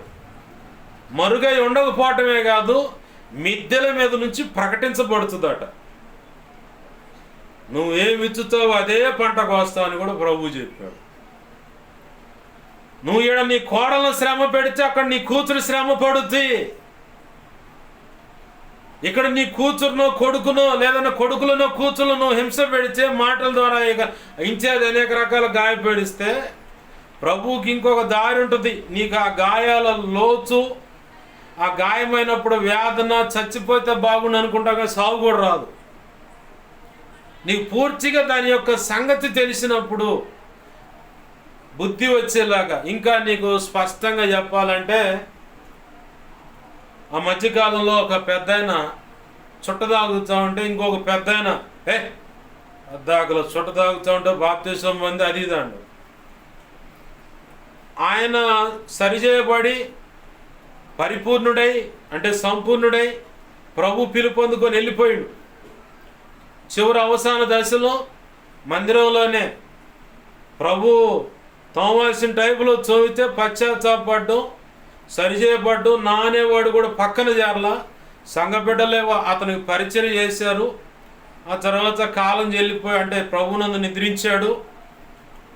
కట్ చేస్తే కొన్నాళ్ళకి ఏ వ్యక్తి అయితే ఆ చుట్ట తాగుతున్న వ్యక్తిని విమర్శించాడో ఇప్పుడు ఆ వ్యక్తి పావు కేజీ అని పొగాకు కొనుక్కొచ్చుకొని తాగుతుండు. ఏమర్థమైంది? తొందరపడి పక్కనోండి ఏదైనా హింస పెడతాం కానీ ఇంకేదైనా కానీ చేయకూడదు. చేస్తే దానికి రెట్టింపు మూల్యం. ఇప్పుడు ఆయన ఒక చుట్ట తాగుతుంటేనే విమర్శించాడు, ఇప్పుడు ఈయన పావు కిలో పొగాకు తెచ్చుకొని తాగుతుండు. బాగా గుర్తుపెట్టుకోండి. ఏం విత్తుతావో అదే కోస్తావని చెప్పని ప్రభు సాక్ష్యం ఇస్తూ ఉన్నాడు. ప్రభునందు ప్రియమైన దేవుని బిడ్డలారా గమనించండి. మనం చదువుకున్న లేఖన భాగంలో నీకు ఏదైనా వ్యాజ్యము సమస్య ఉంటే అది ప్రభు దగ్గర తీసుకుపోవాలా. ప్రభు దగ్గర తీసుకుపోతే కరెక్ట్గా పరిష్కారం వస్తుంది. ప్రభు దగ్గర తీసుకెళ్తే కరెక్ట్ అయిన పరిష్కారం వస్తుంది. ప్రభు దగ్గర తీసుకెళ్లకుండా నువ్వేదో ప్రయత్నం చేస్తానంటే అది అంతా ఇంకా సమస్య పెరుగుతే కానీ తగ్గదు. సమస్య పెరుగుద్ది కానీ తగ్గదు అన్నమాట. ఆ మధ్యకాలంలో నేను చెప్పాను ఒక విషయం, పరిశుద్ధాత్మ దేవుడు ఎందుకో గుర్తు చేస్తా ఉన్నాడు. సంఘానికి వచ్చేటువంటి బిడ్డలే భార్యాభర్తలు పక్కన ఇంట్లో కొట్టుకుంటున్నారు. ఆ ఇంట్లోనే షట్కం వేశారు, నల్లకోడిని కోసారు, నల్లగా ఇంత లా ఉంది, ఒక మాంత్రికురాలు వచ్చి చేసిపోయిందని చెప్పారు. అదే ఇంట్లోకి ఆ పక్కనున్న ఆడపిల్ల బాగోలేదు అయినా సరే బరాబర భార్య భర్తలు తన్నుకుంటా ఉంటే లోపలికి వెళ్ళి వాళ్ళని ఎడదీసి బయటకు వచ్చింది. వాళ్ళ అన్నలు తమ్ముళ్ళు ఉన్నారు, కుటుంబ సభ్యులు చాలామంది ఉన్నారు. ఏమాత్రం ఈ తల్లి కూతురు బరాబర అటు పోయి తల్లి లోపలికి వాళ్ళని ఎడదీసుకొని బయటకు వచ్చింది. నేను అప్పుడే బైక్ వేసుకొని వస్తా ఉన్నా, చూసి వచ్చేసా. కట్ చేస్తే 3 రోజుల తర్వాత హాస్పిటల్లో బెడ్ ఎక్కింది. ఇంచుమించు 20 రోజులు ఉంది. ప్రభు కృపను బట్టి ఇక్కడ నేనుండి ప్రార్థన చేస్తూ ఉన్నా. దేవా కనికరించు, క్షమించయ్యా, చేతబడికి సంబంధించిన అలుముకున్నట్టు ఉన్నాయి, కావాలని అది స్కెచ్ ప్రకారం జరిగింది ప్రభా, తప్పించు అని చెప్పాను. ఆ నిజం వాళ్ళు వచ్చి ఇప్పటికైనా చెబుతారేమంటే చవట్లో మెలకుండా చూస్తూ ఉన్నారు. నష్టం ఎవరికి? నాకా? వాళ్ళు ఆల్రెడీ ఇలా కీడించున్నారని చెప్పని తెలుస్తూనే ఉంది. తెలిసి కూడా పోయి మధ్యవర్తిగా ఇక బంధువులు ఎవరు లేరు, మేమే బంధువులు అన్నట్టుకు పోయావు. చివరి బయటకు వచ్చేసరికి ఇప్పటికీ రోగం అనే పరిస్థితి బయటపడకుండా అలాగనే ఎందుకు ఈ సంగతి పరిశుద్ధాత్మ దేవుడు గుర్తు చేస్తా ఉన్నాడంటే, ప్రమాదం అనుకున్నప్పుడు ఆ దరిదాపులు పోకూడదు. అంతే. ఎంత ప్రేమగా నీతో మాట్లాడుతున్నా, ఎంత ఆప్యాయంగా వచ్చి కూర్చున్నా, వాళ్ళు ప్రమాదం అనుకున్నప్పుడు దూరంగా ఉండటమే. సామెతల గ్రంథం 1వ అధ్యాయంలో ఏమని రాస్తుంది? కీడు చేద్దాం అన్నాడంట, దగ్గరకు వచ్చి ఏం చెబుతున్నాడు చూడండి, అక్కడ చూడండి ఆ మాటలు. సామెతల గ్రంథము 1వ అధ్యాయము 1వ వచనం అంటే 1వ అధ్యాయంలో 10వ వచనం కాల్చి, నా కుమారుడా పాపులు నిన్ను ప్రేరేపింపగా ఒప్పుకము, దోపుడు సొమ్ము చాలా దొరుకుతుంది మనకి, రా సంపాదించుకుందాం, తెక్కులో లాగున్నావు, మత్తు చేయగలుపు. చాలా ప్రేమగా మాట్లాడి మనకి ఇంత సొమ్ము దొరుకుద్ది అది ఇదని చెప్పినా కట్ చేస్తే నువ్వు పోవాల్సిన కాడికి పోకుండా ఇంకొక దారిలో వెళ్ళిపోతావు, చివరికి కీడు అనిపిస్తావు. ఆ మార్గం నీకు తగదు, నువ్వు పోమాకు అన్నాడు. ఇంకో విషయం ఏందో తెలుసా? అదే సామెతల గ్రంథం 1వ అధ్యాయంలో చివర 5, 6, 7 వచనాలు అంటే 22వ వచనం అట్టుకుంటా.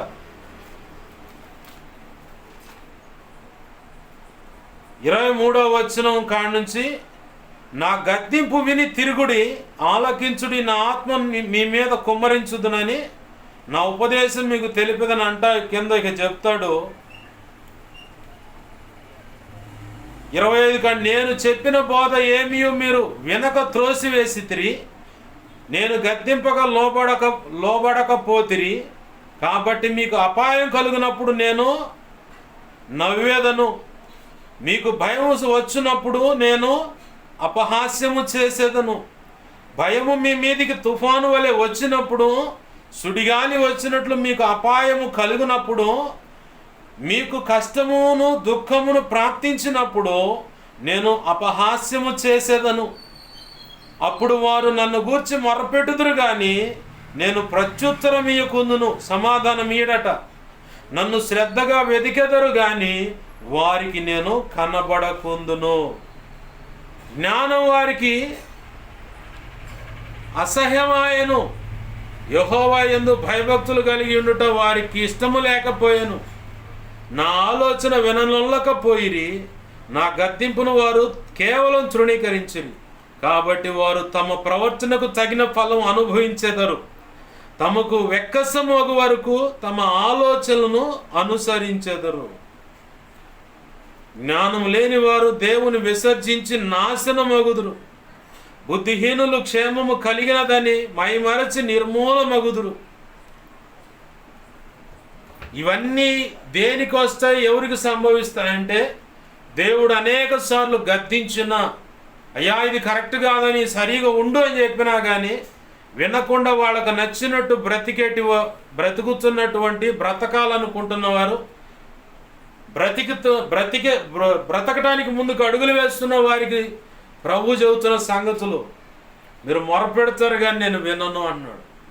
ఎందుకు ఈ సంగతులు దేవుడు తెలియపరుస్తూ ఉన్నాడంటే, న్యాయ విమర్శలో ఉన్నప్పుడు ప్రభు పక్షంగా ప్రభు వైపుగా వచ్చి నిలబడి, నా ప్రభు నాకు న్యాయం జరిగించంటే ఖచ్చితంగా నా ప్రభు ఆ భేద విధవరాల విషయంలో అన్యాయస్తుడైన న్యాయాధిపతే, వీడు దుర్మార్గుడు అనుకున్నటువంటి ఆ వ్యక్తిని సైతం నువ్వు మొరపెట్టగా దేవుడు నీ ప్రార్థన విని ఆయన క్రియలు ఆ సమస్యలో ప్రత్యక్షమయ్యేలాగా చేస్తాడు. ఆమేన్, హల్లెలూయా. తద్వారా నీకు ఈ గుడ్డివాడికి ఎలా అయితే చూపొచ్చిందో అలాగ నీకు సమస్యకు పరిష్కారం ఇస్తాడు, సమాధానం ఇస్తాడు, అన్ని స్థిరపరుస్తాడు, అన్ని విధాల నిన్ను నా ప్రభువు నామంలో అంటే యేసు నామంలో ఆశీర్వదిస్తాడు. ఆమేన్, హల్లెలూయా. ప్రభు యొక్క క్రియలు అక్కడ ప్రత్యక్షం అవుతాయి ఆయన మీద ఆనుకున్నప్పుడు.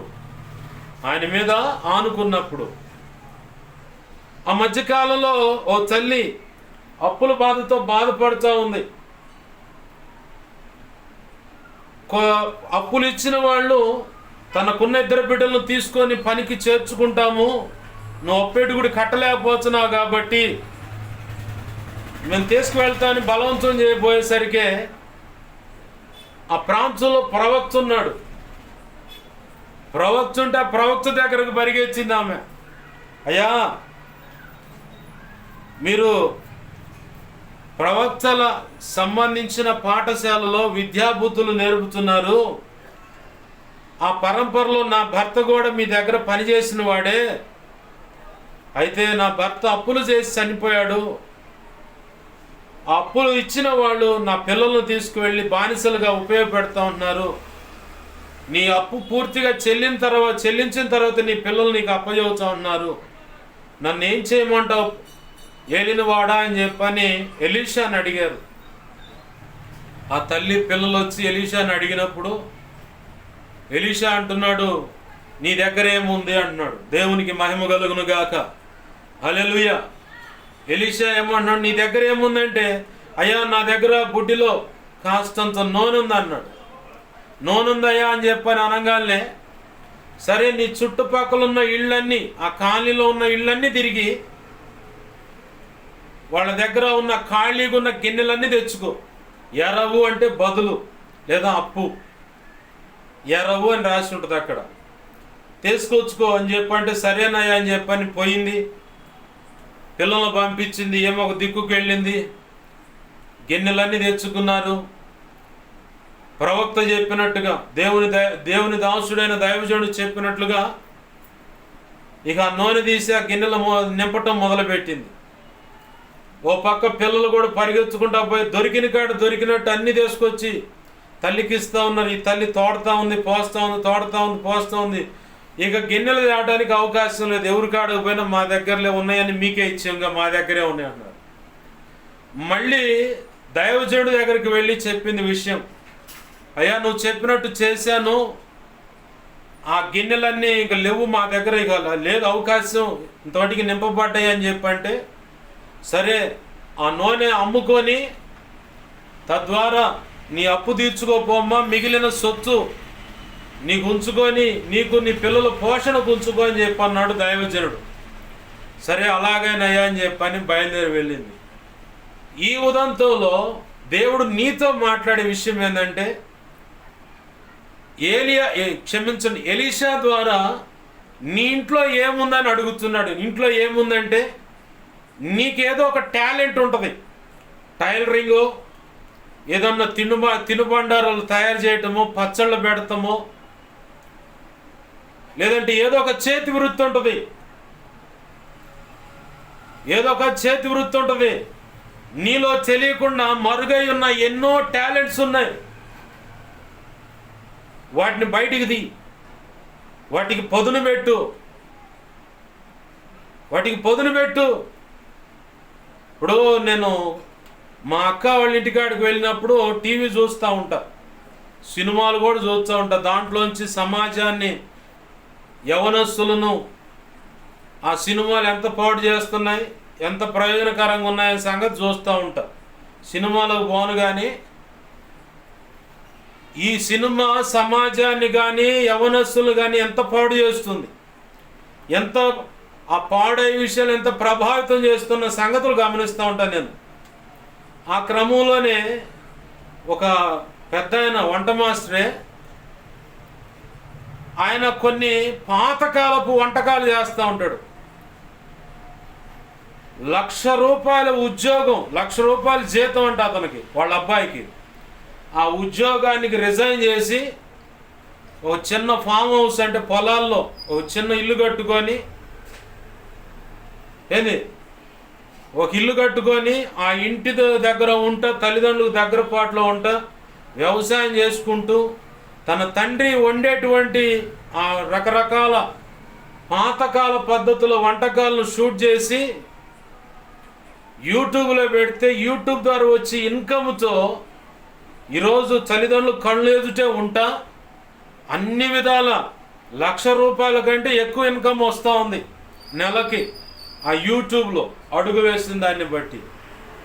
అలాగ తనకున్నటువంటి ఉన్నతమైన చదువు దూర ప్రాంతంలో ఉండాలి, ఉద్యోగం 1,00,000 వస్తుంది జీతం. ఆ ఉద్యోగం వల్ల జీతం 1,00,000 వస్తుంది. అయినా కానీ తల్లిదండ్రులకు దగ్గర ఉండను నేనని దాన్ని తీసి పక్కన పడేసి తల్లిదండ్రులు కనిపెట్టుకుంటే ఇలా తనకున్నటువంటి ఆలోచన వ్యవస్థకు పదును పెట్టాడు. ఈరోజు లక్షల్లో ఇన్కమ్ సంపాదిస్తూ ఉన్నాడు. అలాగనే నెల్లూరు అటుకుంటా సహోదరుడిది రైల్వే గ్యాంగ్ పని. ఆ గ్యాంగ్ పని ఎలా ఉంటుందో నాకు తెలుసు, నేను చేసి వచ్చా. రైల్వే ట్రాకులు అక్కడక్కడ జాయింట్ చేయడానికి, లేదా ట్రాకులు పక్కకు తీసి కొత్త ట్రాక్ వేసేటప్పుడు అలాంటి పనికి నేను వెళ్ళా, గ్యాంగ్ పనికి. వాళ్ళతో పాటు నేను కూడా ఉన్నా. అంటే ఈ వ్యక్తితో లేను కానీ రైల్వే గ్యాంగ్ పని చేసే వాళ్ళలో కొంతకాలం నేను పనిచేసా. ఈ ఒంటి మీద ఉన్న బట్టలు నల్లకుండా ఉన్న బ్రతుకు తెలుసు. ఆ రైల్వే గ్యాంగ్లో ఆ ట్రాక్ పక్కన కూర్చొని అక్కడ వాళ్ళు పెట్టింది తిని ఆ పని చేసే నాకు తెలుసు. కాబట్టి ఆ చాకరీ ఎంత ఉంటుందో నాకు తెలుసు. అక్కడి నుంచి వచ్చే ఇన్కమ్ కాకుండా ఆ సహోడు ఇంకా కొన్ని షార్ట్ వీడియోస్, రింగులు తల చుట్టూ పెట్టుకొని ఆడపిల్ల క్యారెక్టర్ వాడే ఆ పిల్లగాడు వేచ్చడు, మగ పిల్లగాడి క్యారెక్టర్ అదే వేచ్చడు.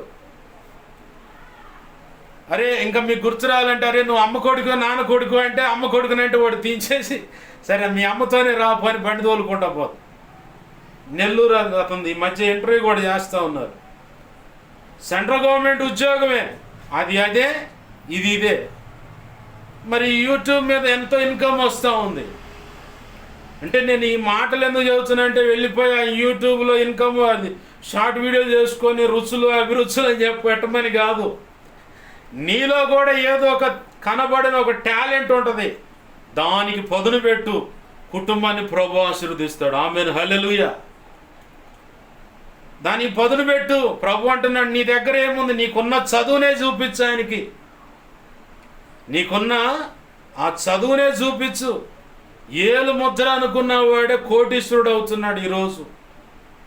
తనకున్నటువంటి ప్రయత్నాన్ని బట్టి, తనకున్నటువంటి తెలివితేటలు, కొంత దేవుని మీద ఆధారపడి అడుగులు వేస్తున్న దాన్ని బట్టి ఎంతోమంది ఎన్నో రకాలుగా.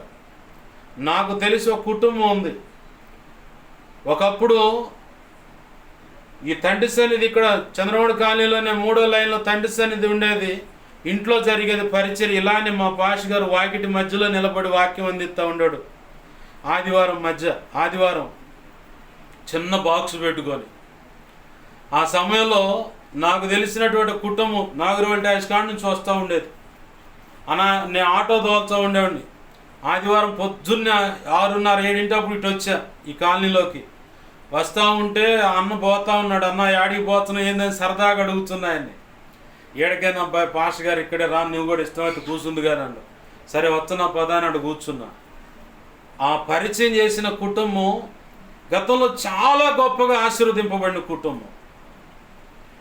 కింది స్థాయి నుంచి పైకి వెళ్ళింది, ఆ పై స్థాయి నుంచి అట్టడుగుకి వెళ్ళిపోయింది, మళ్ళీ అట్టడుగు నుంచి ప్రభు కృపను బట్టి ఇప్పుడు ఉన్నత మెట్టుకు వచ్చింది. ఆమెన్, హల్లెలూయా. తనకున్న టాలెంట్ ఎన్నో ప్రయత్నాలు చేశాడు ఆ అన్న ఆ అప్పుల నుంచి బయటపడాలని.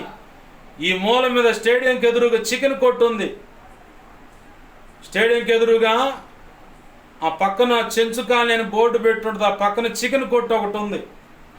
అది ఇంతకుముందు పాతనం సామాను కొట్టు. మొన్న మధ్య అమరావతి చికెన్ అని కూడా పెట్టారు ఆడ. అది పాతనం సామాను కొట్టు. అక్కడ ఉపవాస కూటాలు కూడా జరిగాయి. ఆ స్థలంలో పాతనం సామాను కొట్టు పెట్టిండు. అట్ట సెల్ ఫోను పాత సెల్ ఫోన్లు కొనటం మొదలుపెట్టిండు. ప్రభు కృపనిచ్చాడు. దాంట్లో విలువైనది ఒకటి ఉందని దేవుడు తెలియపరిచాడు. దాన్ని చిన్నగా జాగ్రత్త చేసి చిన్నగా ఆ వ్యాపారం మీద మనసు పెట్టాడు. ఈరోజు ప్రభు కృపను బట్టి అయిపోయిందిరా, వీళ్ళ జీవితాలు ఏమి లేవనుకున్నారు కుటుంబ బంధువులంతా. కానీ యేసయ్య మీద ఆనుకొని రక్షణ అనుభవంలోకి వచ్చి ఆయన చెప్పినట్టు అడుగులు వేస్తే ఈరోజు ఉన్నతమైన స్థితికి వచ్చారు. ఆమేన్, హల్లెలూయా. ఒకప్పుడు ఏమీ లేదు, అంతా అయిపోయింది. అప్పులయ్యి పురుగుల మందు తెచ్చుకొని తాగటానికి సిద్ధపడ్డ వ్యక్తి ఆ వ్యక్తి. ఆ పురుగుల మందు సీసా తీసుకెళ్తున్నప్పుడు ఒక తమ్ముడు చూశాడు. వాడు నాకు చెప్పాడు, నేను పోయి వాళ్ళ కుటుంబీకులు చెప్తే ఆగింది ఆ పరిస్థితి. ఆ రోజు ఆ కుటుంబాన్ని కాపాడటానికి నన్ను ఉపయోగపెట్టుకున్నాడు. నేను ఈరోజు ఇలాగా ప్రభు సన్నిధిలో ఉండటానికి, దైవజనుడు పరిచయం అవడానికి ఆ వ్యక్తిని, ఆ కుటుంబాన్ని ప్రభు ఉపయోగపెట్టుకున్నాడు. నేను కూడా చెప్పగలను, అట్టడుగు స్థాయి నుంచి మా కుటుంబం కూడా ఉన్నత స్థాయికి పోయింది. ఆ నుంచి కింద పడ్డది. మళ్ళీ ఇప్పుడు ప్రభు కృపను బట్టి చిన్నగా ఉన్నత మెట్టుకు ఎదుగుతున్నాం. ఇప్పుడు మా ఇద్దరిని కదిలిచ్చారనుకో, ఎన్నో విలువైన అనుభవాలు ఉంటాయి. కింది స్థాయి నుంచి పై స్థాయికి వచ్చేవాడి దగ్గర కొన్ని అనుభవాలు ఉంటే, కింద నుంచి పైకి వెళ్ళి పైనుంచి కింద పడి మళ్ళీ కింద నుంచి పైకి ఎక్కుతున్న వాడి దగ్గర ఇంకా గొప్ప అనుభవాలు ఉంటాయి. ఎలా ప్రయత్నం చేయాలి, ఎలా నిలదొక్కోవాలి, ఎలా నిలబడాలి, ఏది చేస్తే ఉపయోగకరంగా ఉంటుంది, అన్ని విషయాలు తెలిసి ఉంటాయి వీళ్ళ దగ్గర. అయిపోయింది అనుకున్న కుటుంబాన్ని ప్రభు కృపనిచ్చి ఈరోజు అలా నిలబెట్టాడు. ఇలా కారు ఉంది, వెల్ సెటిల్ అయ్యారు, 2 పిల్లల అన్నకి.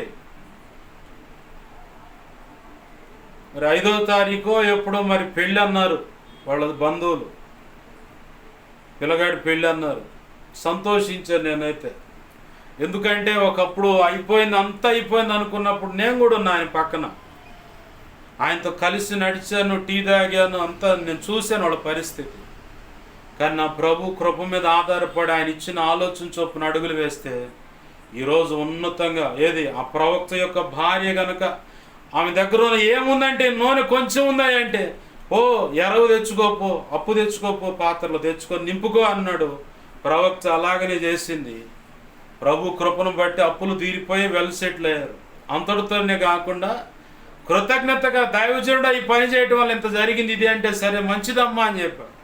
మనం మేలు పొందిన వారమై ఉండక మేలును అందరికీ తెలియపరచాలి, ప్రభు ఈ కార్యం చేశాడని.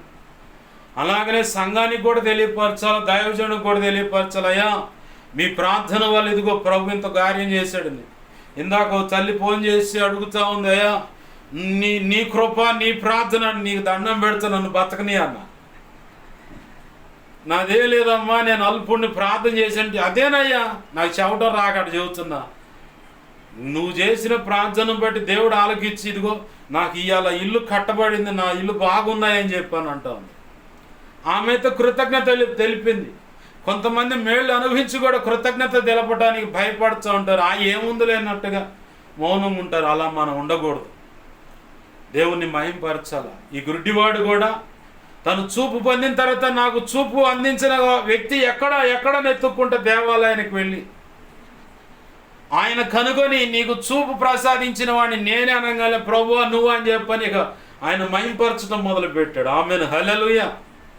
ప్రభునందు ప్రియమైన దేవుని బిడ్డ, నీకేదన్నా అక్కరత ఉంటే నీ దగ్గర ఏముందో దాన్ని దేవునికి చెప్పు. దాన్నే దేవుడు మల్టిఫై చేస్తాడు, అద్భుతంగా మార్చేస్తాడు. ఆ తర్వాత ఉన్నతమైన ఆశీర్వాదం నువ్వు అనుభవిస్తావు. ఆమేన్, హల్లెలూయా. అలాగనే ఒకవేళ నువ్వు కరువు చలమటిస్తా ఉన్నావా,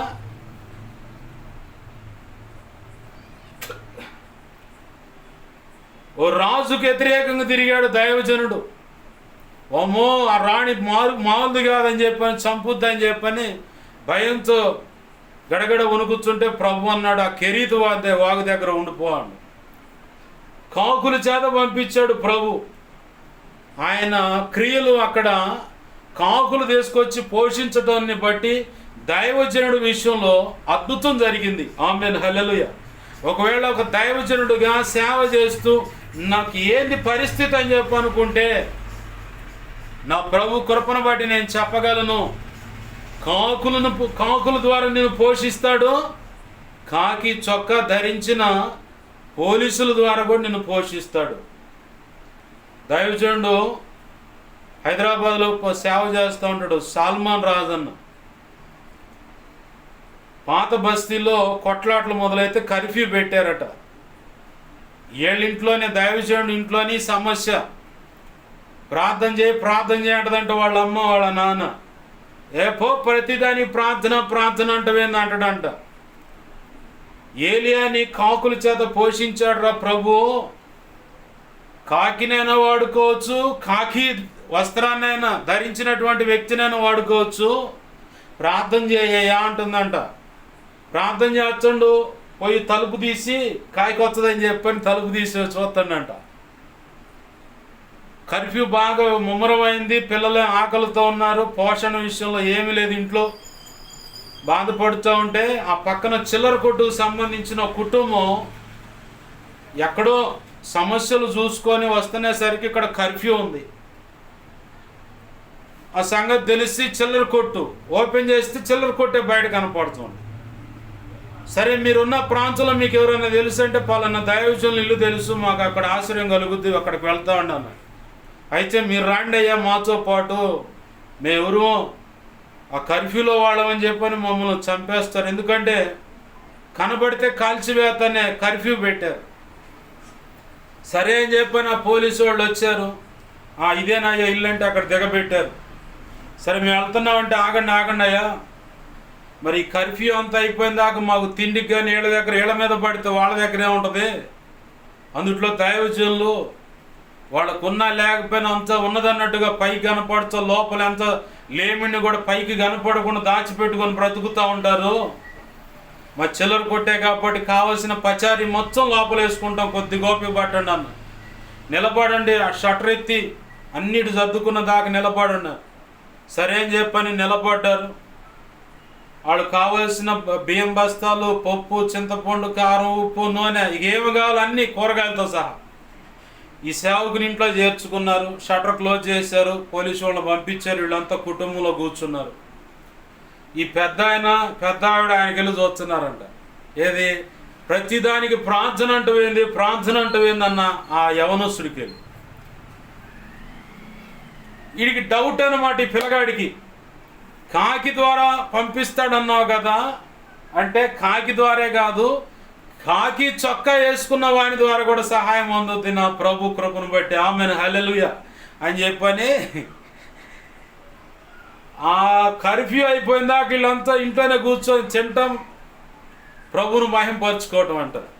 ప్రియమైన దైవజనుడా, నీకు ఏమైనా అక్కరతుంటే సేవలో కావచ్చు, ఒకవేళ సౌండ్ సిస్టమ్ విషయంలో బాధపడుతూ ప్రార్థన చేస్తున్నావా, స్థలం విషయంలో బాధపడుతూ ప్రార్థన చేస్తున్నావా, కావలసిన ఆర్థిక సహాయం కోసం ప్రార్థన చేస్తున్నావా, పోషణ విషయంలో దిగులు పడతా మొరపెడుతున్నావా, నా ప్రభు ఏ దిశ గుండించైనా సరే నలుదిక్కుల నుంచి నీకు సహాయం అందించగలడు. ఆమేన్, హల్లెలూయా.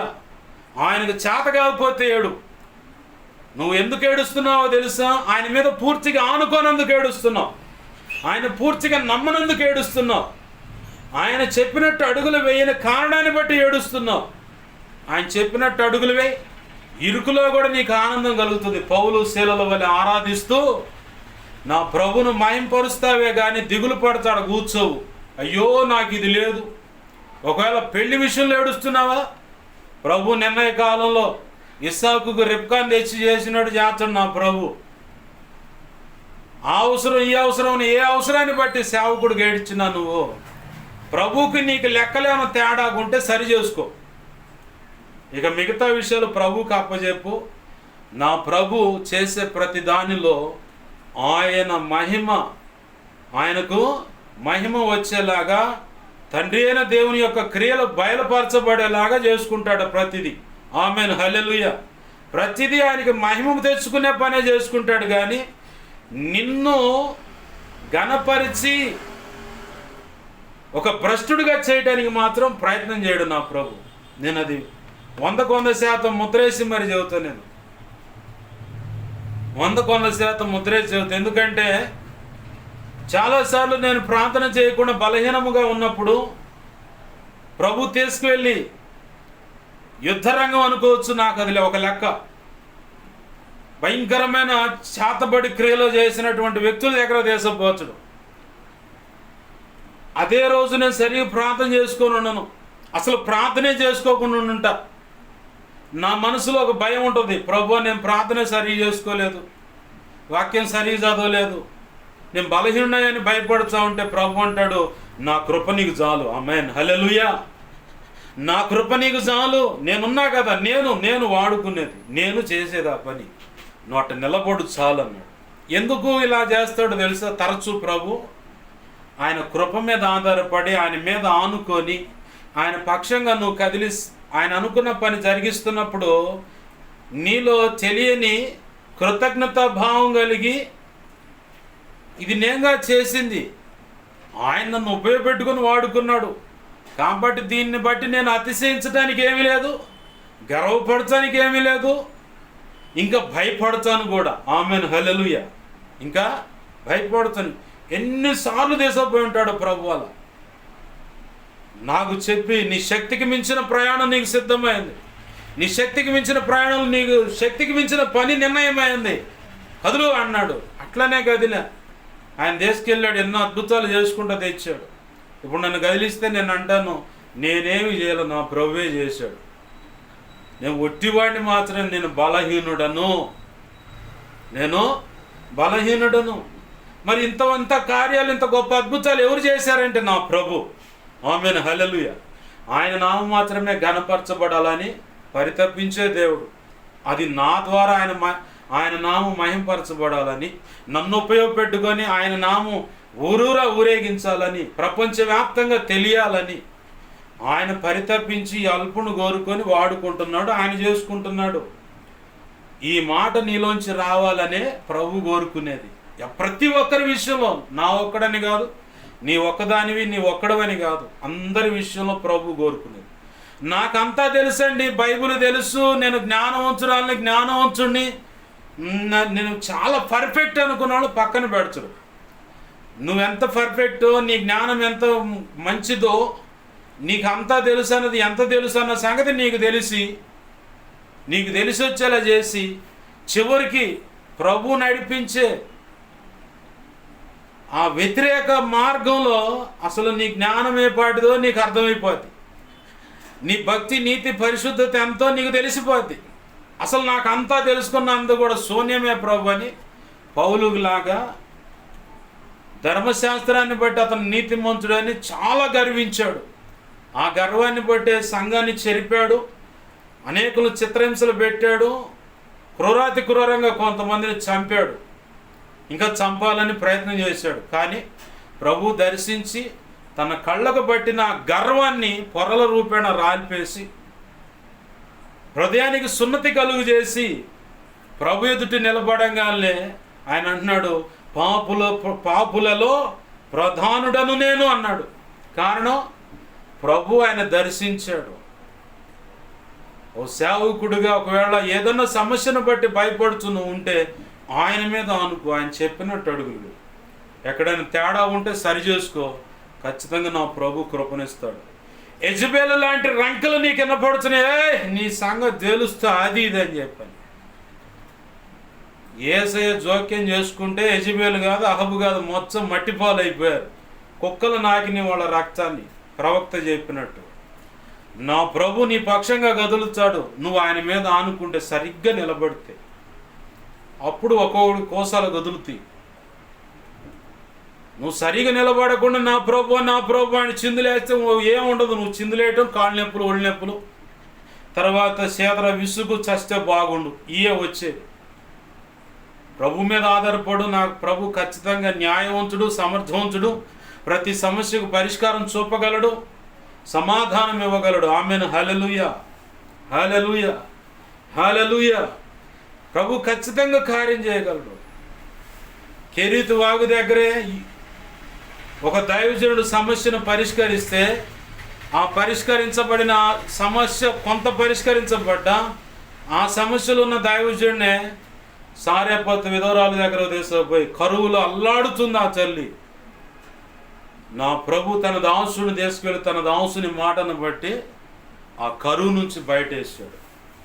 ఒకవేళ శ్రేష్టమైన వాక్కులు నాకు అందట్లేదయ్యా, ఆరోగ్యకరమైన ఉపదేశం అందట్లేదని ఆకలితో అల్లాడుతున్నావా? లేక ఒకవేళ భౌతికమైన తిండికే లేమితో బాధపడుతున్నావా? కనీసం ఒక మంచి వస్త్రం కొనుక్కోవాలన్న చేతిలో రూపాయి లేదయ్యా అని బాధపడుతున్నావా? డబ్బుంటే నేను ఆరోగ్యం కుదుటపడుద్ది నాకు అని చెప్పని బాధపడుతున్నావా? నేను ఇవాళ ఈ పొద్దు ఒక తల్లిని చూశాను. ముఖం అంతా ఈగలు, ఆ వెనకాల వీపంతా పుండు పడిపోయి చిన్న చిన్న పురుగులు పడుతూ ఉన్నాయి. నిన్నటి దినాన్ని ఒక అతను ఫోన్ చేశాడు, వాళ్ళ ముందు ఇంకా చచ్చిపోలేదంటు.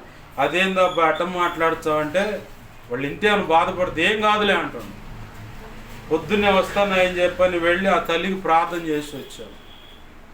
నాకు అప్పుడప్పుడు గుర్తొచ్చింది, అన్న హాస్పిటల్ తీసుకెళ్దాం అంటే ఎవరు చేర్చుకుంటున్నారు, గవర్నమెంట్ హాస్పిటల్ కూడా చేర్చుకుంటున్నారు. అసలు కనీసం నిలబడలేనంత దుర్వాసన, భయంకరమైన పరిస్థితి. అయినా వాళ్ళతో ప్రేమగానే నవ్వుచానే మాట్లాడుతా, వాళ్ళకి కావలసిన మాటలు అందించి ఆ తల్లి కోసం ప్రార్థన చేసి వెళ్తానే ఒక కొబ్బరి నుండి అబ్బా కొనుక్కొని వెళ్ళి ప్రార్థన చేసి ఇచ్చి, దీన్ని వాడండి అయ్యా, పుండ్ల కాడ అప్లై చేయండి అయ్యా, ప్రభు కృపణిస్తాడయ్యా, జాగ్రత్తగా ఉండండి అయ్యా. ఆ ఎలక్ట్రాల్ ప్యాడ్లు తీసుకొచ్చి తాపండి, మజ్జిగ తాపండి, ఇడ్లీనే మజ్జిగలో జావలాగా చేసి తాపండి, ఆ తల్లి కోలుకుంటుంది, బాగుపడుతుందయ్యా, నా మాట ఏనండి అని చెప్పని ప్రార్థన చేసి వస్తూ ఉన్నప్పుడు నాకు ఒక ఆలోచన వచ్చింది. ఒకప్పుడు వైద్య సేవలు చేయించుకోవడానికి అందరూ ఉన్నా, నా అనేవాళ్ళు ఉన్నా కానీ చేతులు రూపాయి లేక మా మేనత్తును అలాగనే చేతులారా నేను కోల్పోవాల్సి వచ్చింది. ఆ పరిస్థితి నాకు గుర్తొచ్చింది. అందరూ ఉన్నారు, రూపాయి సహాయం చేయడానికి ఒక్కళ్ళు లేరు. ఆస్తులు ఉన్నాయి, ఎక్కడ తనఖా పెడతానికంటే తాకట్టు పెడతానికి కూడా ఉపయోగం లేకుండా ఉన్నాయి. నాయనమ్మ వైద్య సేవలు కానీ వాళ్ళ మట్టి ఖర్చులు కానీ, ఆ మట్టి ఖర్చులు కానీ చెప్పని ఉన్న బంగారం డబ్బంతా అయిపోయింది. కడుపును పుట్టిన బిడ్డలు కొంతమంది అప్పిచ్చి మాకు ఇడిపించండి అని చెప్పని వాళ్ళు వసూలు చేసుకొని పోయారు. అంతా అయిపోయింది, ఏమీ లేదు మా దగ్గర, ఎవరు పలకరించలా. చివరికి మా పెద్ద మేనత్తకు వైద్య సేవలు అందించడానికి డబ్బులు లేవు చేతిలో. డాక్టర్ అన్నాడు రక్త కణాలు పడిపోయినాయి, వేరే హాస్పిటల్, పెద్ద హాస్పిటల్లో తీసుకుపోండి. కనీసం ఆ దగ్గర ఉండి సేవ చేయడానికి కూడా వ్యక్తులు లేరు. అందరూ ఉన్నారు కానీ డబ్బు లేని కారణాన్ని బట్టి ఒక ఆడకూతురు పక్కన ఇంకొక ఆడకూతురు ఉంటేనే లెక్క సరిపోద్ది. అట్లా చూసేవాళ్ళు లేకపోవటాన్ని బట్టి చేతులారా ఒక ప్రాణం కోల్పోయేలాగా నా జీవితంలో నేను చూశాను. చక్కగా మాత్రలు వేసాను, అయ్యా కొంచెం గ్యాస్ ఒత్తిడిగా ఉందంటే లేచి నిలబడేటట్టు అన్న, సరేనయ్యా అంది. పక్కన కింద చాప వేసుకున్నాను, మోకాళ్ళు వేసి ప్రార్థన చేస్తూ ఉన్నా. కరెక్ట్గా అరగంట లోపల ఆ మట్టి కార్యక్రమం అన్నీ దేవుడు చెబుతూ ఉన్నాడు. ప్రభు ఇది శోధన బంధించంటా ఉన్నాను. నాకు డౌట్ వచ్చి 20 నిమిషాల తర్వాత లేచి చూస్తే ఉంది, అటు తిరిగి ప్రభు చూపించినట్టే ఆమె నిద్రలోనే ప్రభు సన్నిధికి వెళ్ళిపోయింది. నిద్రలోనే వెళ్ళిపోయింది, అంతే వెళ్ళిపోయింది, ప్రశాంతంగా నిద్రపోయి వెళ్ళిపోయింది అంతే. ప్రాణం పోయేటప్పుడు విలవిల కొట్టుకుంటారు, బాధపడతారని చెప్పాను, అదేమి లేదు. అసలు ఆ వ్యక్తి ప్రాణం పోవటానికి కారణం ఏంటంటే నా దగ్గర డబ్బు లేదు. ఇప్పటికి కూడా ఏదైనా వైద్య సేవలంటే ప్రభుత్వం నేను ఒకటే మాట అంట, హాస్పిటల్కి వెళ్ళి డబ్బులు ట్రీట్మెంట్ చేసుకునే డబ్బులు నా దగ్గర లేవు. స్వస్థపరిస్తే స్వస్థపరచు, లేదా తీసుకుంటే తీసుకో. నేను ఇప్పటికీ కూడా మొండిగా అదే ప్రార్థన చేస్తా ప్రభు సన్నిధిలో. డబ్బులు లేవు. ఆ తల్లిని చూడంగానే నా పరిస్థితి అంతా గుర్తొచ్చింది. ప్రభా నీ చిత్తమేమన్నా అవకాశం ఉందని అడిగాను. ఆయన ఏదో చెప్పాడు, సరే నీ ఇష్టం ప్రభా నువ్వు చూసుకో అని చెప్పాను. ఎందుకు ఈ మాటలు గుర్తు చేస్తున్నాడు ప్రభు అంటే, నీ దగ్గర ఉన్నంతసేపే ఎవరైనా ఉంటారు. నీ దగ్గర ఏమి లేదనుకో, నీ దగ్గర నుంచి రాబడి ఏమి లేదనుకో, కుక్క కంటే హీనంగా చూస్తారు నిన్ను. ఒక్కడు కూడా నా అన్నవాడు నీ పక్కన కూడా దరిదా కూతురు కానీ కొడుకు కానీ ఎవడు ఉన్నాడు నీ పక్కన. ఒకవేళ కొడుకు కూతురు అయితే నీ తల్లి కానీ తండ్రి కానీ లేదా నీ తోబుడు ఎవరు ఉండరు నీ పక్కన. దేవుడే దిక్కు నీకగా. అందుకే భవబంధాల మీద, బంధాలలో ఉన్నటువంటి ఆప్యాయత అనురాగాల మీద మమకారం పెంచుకోమాక, ప్రభు మీద నీ మమకారాన్ని పెంచుకో. ఎందుకంటే ధనం ఉన్నా లేకపోయినా, బంధువులు కానీ తల్లి కానీ తండ్రి కానీ తోబుట్టులు కానీ భర్త కానీ భార్య కానీ ఎవరున్నా లేకపోయినా నా ప్రభు నిత్యం నీకు తోడు నడిపిస్తాడు. ఆమేన్, హల్లెలూయా. లాంటి పరిస్థితుల్లో దేవుని సన్నిధిలో నేను ఎక్కువ ఆదరింపబడ్డాను. దేవుని కృపను బట్టి ఇప్పుడు మేము పోషింపబడుతున్నాం. ఆ కరువులు అల్లాడుతున్న సారేపోతే ఎదురాలకు కూడా దిక్కు లేదు. ఉన్నది ఒక కొడుకు. ఈ పూట ఒక రొట్టె చేసుకొని తిని రేపొద్దున చచ్చిపోదనే భావనతో ఉంది. కానీ కరువులు అల్లాడుతున్నటువంటి సమస్యలు ఉన్నటువంటి దైవజనుడు నా ప్రాంతానికి ఆ తల్లి ఇంటికే పంపించాడు. నా ప్రభు ఆమె విశ్వాసాన్ని పరీక్షించాడు దైవజనుడు ద్వారా. నీకు ఆడున్న ఆ పిండిలోని ఒక చిన్న అప్పో నాకు తీసుకురా, మిగతాది నీ బిడ్డ నువ్వు చేసుకొని తిను. ఈ కరువు అయిపోయేంత వరకు నీకు ఏది తక్కువ కాకుండా నువ్వు పోషింపబడతావు అన్నాడు. ఆమేన్, హల్లెలూయా. దైవజనుడు చెప్పినట్టు ఆమె చేసింది. దేవుని క్రియలు అక్కడ బయలుపరచబడ్డాయి. ప్రభు నామం మహింపరచబడింది. ఆమేన్, హల్లెలూయా. నీకు ఏ అవసరం ఉన్నా సరే ప్రభు మీద ఆధారపడు. ఇప్పుడు నేను ఉన్నానా మీ ఎదుట? నాకుండే సమస్యలు నాకున్నాయి, అనారోగ్యపరంగా కానీ ఏదన్నా కానీ, అయినా సరే వాటి మీద నేను మనసు పెట్టను. ఎందుకంటే స్వస్థపరచువాడు నేను అన్నాడు యెహోవా. ఆమేన్, హల్లెలూయా. నేను స్వస్థపరిచేవాడిని, సమస్యల నుంచి పరిష్కారం చూపించేది నేను. మనుషుల మీద ఆధారపడితే అందరూ నవ్విపోతారు, హేళన చేస్తారు, ప్రచారం చేస్తారు, ఇంకా దుష్ప్రచారం చేసి నీ పరువంచ రోడ్డును పడేసి నిన్ను ఒక చులకనగా చేసి మాట్లాడుతూ ఉంటారు. అదే దేవునికి చెబితే సమస్యకు పరిష్కారం చూపిస్తాడు నా ప్రభు. ఆ సారెపోతు విధవరాలు తన దయనీయమైన స్థితి, ఆ కరువు అంతటిని దేవుని ఎదుట ఏ కరువు పెట్టింది, నా పరిస్థితి ఇదయ్యా, నన్ను ఆదుకొని. ఎక్కడో కేరీతు వాగు దగ్గర ఉన్నటువంటి ఏలియా ప్రవక్తను సారెపోతు విధవరాలు ఇంటికి పంపించాడు. తన దాసుని బట్టి ఆ కుటుంబం పోషింపబడింది, రక్షించబడింది, అన్ని విధాలు ఆశీర్వదింపబడింది. ఆమేన్, హల్లెలూయా. దైవజనుడు వల్ల నీకు లాభమే కలుగుద్ది కానీ మేలే కలుగుద్ది కానీ నష్టం కలగదు. అది బాగా గుర్తుపెట్టుకోవాలి మనం. కొంతమంది అనుకుంటా ఉంటారు, దైవజనుడు ఉన్న ఇంట్లో ఎప్పుడు చూసినా కంజరం మోత, ఏంది పాడుకోవాలంటే నీకు ఇది పాడుకోవాలగా అనిపించవచ్చు. ఇక నీకు ఎవరెవరు కావాలంటే మంచి వ్యభిచారం చేసేవాళ్ళు ఇళ్లలో ఉండాల. రాత్రికి ఎంత ఒకటి వేసుకొచ్చిన వాడితో కులుకుతున్నటువంటి ఆడవాళ్ళు అయితే నీకు బాగా కమ్మగా సమ్మగా ఉంటుంది. మేము 6వ లైన్లో ఉన్నప్పుడు ఒకడు అట్నే చేసిండు. మేమున్న ఇంట్లోంచి ఎలాగైనా సరే బలవంతంగా మమ్మల్ని ఖాళీ చేయించడానికి నడుము బిగిచ్చాడు.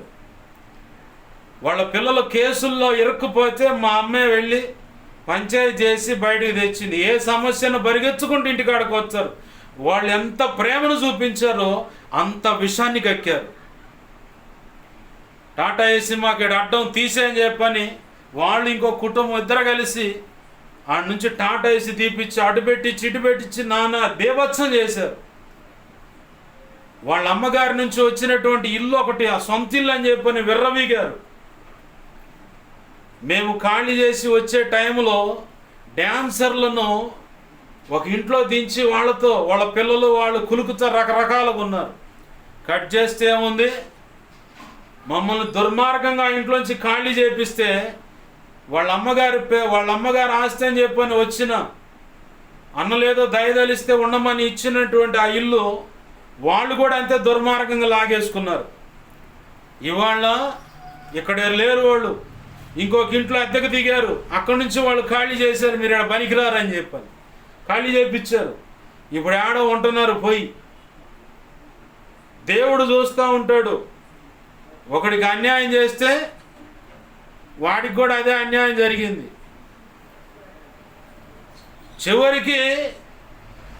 చివరికి డాన్సర్లు తెచ్చి పెట్టుకున్నారు, అది కమ్మకుంది వాళ్ళకి. మేమేం చేస్తున్నాం, దేవుని సన్నిధిలో ప్రార్థన చేసుకుంటున్నాం, మేము ఎవరు జోలిపో వాళ్ళకి ఇంకా మేలే చేసాం. కొంతమంది అనుకుంటారు, పాస్టర్ గారి ఇంట్లో ఎప్పుడు చూసినా కంజరమ్మాత ఏందమ్మా గోల, అది అంటే నీకు ఏం కనపడాలా, పచ్చిబూతులు రావే అది ఇది అని చెప్పని రోడ్డు మీద గీడ్చి తన్నుకునేవాడిని చూస్తే సంతోషిస్తూ ఉంటావా? దేవుని పాటలు వినపడుతున్నాయి అంటే దేవుని సన్నిధి అక్కడ ఉంటుంది, ఆ ప్రాంతము, ఆ ప్రజలంతా దీవించబడతారు దైవజనుడిని బట్టి. పోయే కాలం వచ్చి అంతే ఉంటుంది, తెలివితేటలు ఏందో పద్దాకుల కంజరం, అమ్మో భరించలేకపోదును. మరి కేకలు పెడుతూ ఉంటావు, ఇంట్లో సౌండ్ మోగిపోతూ ఉంటుంది. ఇవన్నీ చెప్పుకుంటూ పోయి చాలా ఉంది శాట భారతం. దైవజనుడు ఎవరు ప్రాంతంలో ఉన్నా సరే, దైవజనుడు ఉన్న ఇంట్లో పచ్చిబూతులు వినపడవు, పాపపు కార్యాలు, వ్యభిచారం అనేది ఉండదు. దేవుని సన్నిధి మోకాళ్ళేసి ప్రార్థన చేయటం, ప్రభును మహింపరుచుకోవటం. మరి దైవజనుడుకున్న లోకం అదే. నీకు మళ్ళీ బరితెగించి బార్ షాపుల్లోనూ ఇంకొక దాని దగ్గరకు పోయి ఇంకొకటి దగ్గరకు పోయి కులుకుతూ ఉంటే చూసివా పాస్టర్ అంట ఇడు వాడు అది అని చెప్పని నువ్వే ప్రచారం చేస్తావు. దైవజనుడు అన్న, దైవజనుడు కుటుంబం అన్న ప్రతి ఒక్కడికి లోకువ. దేవుడు కరెక్ట్గా చూశాడంటే ఏ రోగాలు వచ్చాయో కూడా తెలియదు, అసలు ఉంటావో లేదో శవయాత్ర పెట్టాల్సి వద్ద అర్థం కాదు. నీ పని నువ్వు చూసుకో, దేవుని పని దైవజనుడు చేసుకుంటూ ఉంటాడు. దైవజనుడు ఉండటం వల్ల ఆశీర్వాదం, దేవుని పరిచర్య సంఘం నీ ప్రాంతంలో ఉండటం వల్ల ఆశీర్వాదం.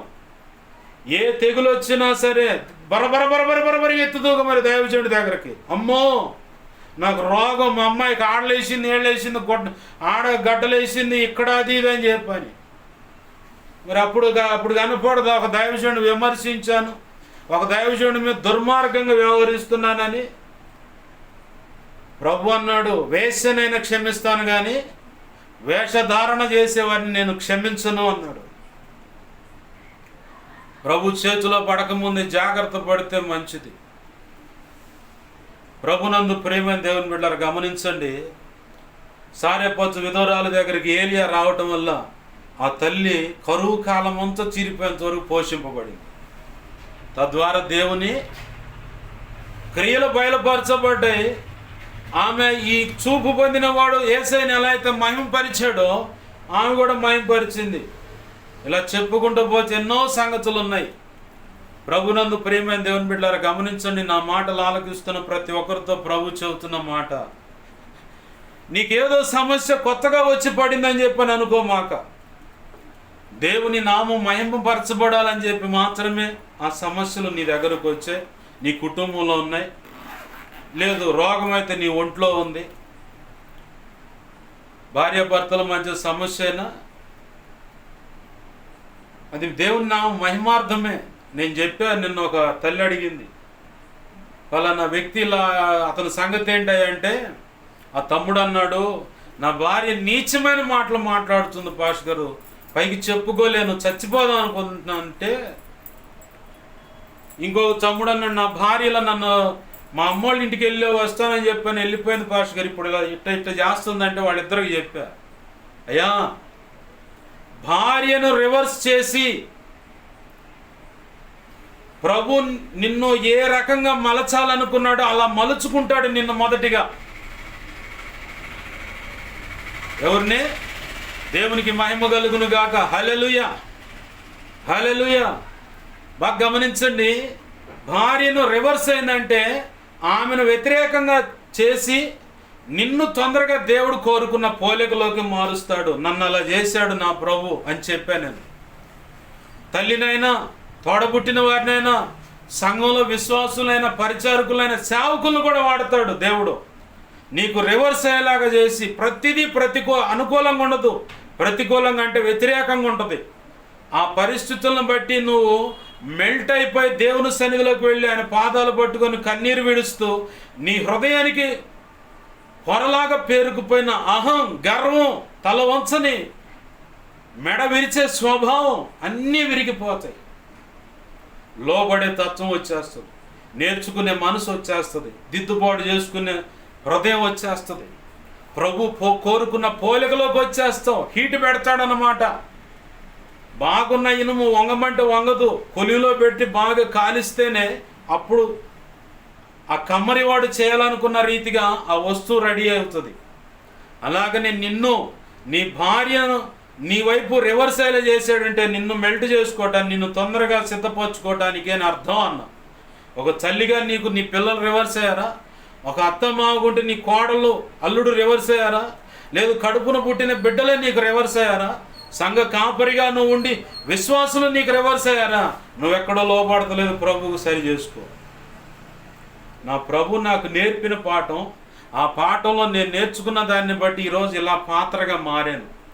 ఆయన కోరుకునే, వాడుకునే పాత్రగా, ఆయన నింపినటువంటి పాత్రగా నేను ఇలా మారాను. ఎవరు రివర్స్ అయినా సరే నేను నేర్చుకున్న పాఠం ఒకటి, నేను ఇంకెక్కడైనా నీకు లోపడతలేదా, సరియే ప్రభు అని చెప్పి అడుగుతాను. అదేదో నాకు చెప్పు ప్రభు అని అడుగుతాను నేను. ఆయన చెప్పగానే వెంటనే సరి చేసుకుని ఆయన పాదాలు పట్టుకొని ఆయన చెప్పినట్టు అడుగులేస్తాం, ముందుకెళ్ళిపోవచ్చు. ఎవరికైనా సరే అంత నీకు నీ జీవితంలో ఈ మాటలు వింటున్నా, నీ జీవితంలో ఏదైనా రివర్స్గా ఉందా, నువ్వు ఇంకా దేవునికి ఎక్కడ లోపడతలేదో, లేదంటే దేవుడు ప్రేమించే ఆ సమస్య అనే శాగ, తిరుగుబాటు అనే శాగ పెట్టాడు. నువ్వు లోపడాలా, నువ్వు సరిచేయబడాలా, నువ్వు లోపడాలి, సరిచేయబడాలి. ఆ కారణాన్ని బట్టే ఇవి జరుగుతూ ఉంటాయి. ఇంకొకటి, ప్రభు అనుకున్న పనిలో నువ్వు కొనసాగకుండా వ్యతిరేక దిశలో ఇంకొక రీతిగా, ఒకవేళ ఈ సంఘంలో ఉన్న వ్యక్తిని నువ్వు అటు నుంచి బయటకు వచ్చే అంటాడు, బయటికి రానప్పుడు కూడా కొన్ని శ్రమలు ఎదురవుతాయి. అది పరీక్షించుకొని పరిష్కారంగా దేవుని సన్నిధిలో తెలుసుకొని బయటకు అడిగేస్తే నువ్వు ఉన్నతమైన ఆశీర్వాదాన్ని చూస్తావు. ఆమేన్, హల్లెలూయా. రండి దేవుని పాదాలు పట్టుకుందాం. చెప్పుకోవటానికి చాలా సమస్యలు ప్రభు చిత్తంలో ఉన్నాయి. సమయం అయితే సరిపోదు, కానీ దేవుని పాదాలు పట్టుకొని ప్రార్థన చేద్దాం. రండి ప్రార్థన చేద్దాం. ప్రభువుని అడుగుదాం, ప్రభువుని అడుగుదాం. ప్రభువా నాకు సహాయం చేయండి అయ్యా. పుట్టుక గుడ్డివాడుగా పుట్టినందుకు వీడి పాపమా, వీడి తల్లిదండ్రుల పాపమా అంటే వీడి పాపం కాదు, వీడి తల్లిదండ్రుల పాపం కూడా కాదు. దేవుని క్రియలు ఇతని యందు బయలుపరచబడి నిమిత్తమై ఇతను గుడ్డివాడుగా పుట్టాడన్న ప్రభు తన ఉచిత కృపను బట్టి కొన్ని సంగతులు మన ఎదుట బట్టబయలు చేసి దేవుడు తన కృప ద్వారా కొన్ని విషయాలు మనకు తెలియపరిచాడు. ఆయన పాదాలు పట్టుకుందాం. ఎక్కడ ఏ సమస్యను బట్టి కృంగిపోతున్నావు, సమాధానం రాలేదని కృంగిపోతున్నావేమో, జాగ్రత్త. దేవుడు నీ అందున్నాడు, నీతో ఉన్నాడు, నీకు తోడై ఉన్నాడు. ఆయన నిన్ను వదిలిపెట్టలేదు, ఆయన నిన్ను బహుగా ప్రేమిస్తున్నాడు. సరి చేసుకోమని ప్రేమించే ప్రభు లేఖనం అంటుంది, తండ్రి తాను ప్రేమించు వాడిని గద్దిస్తాడు, శిక్షిస్తాడు. ఎందుకంటే తన మేలు కోసమే అని చెప్పాను.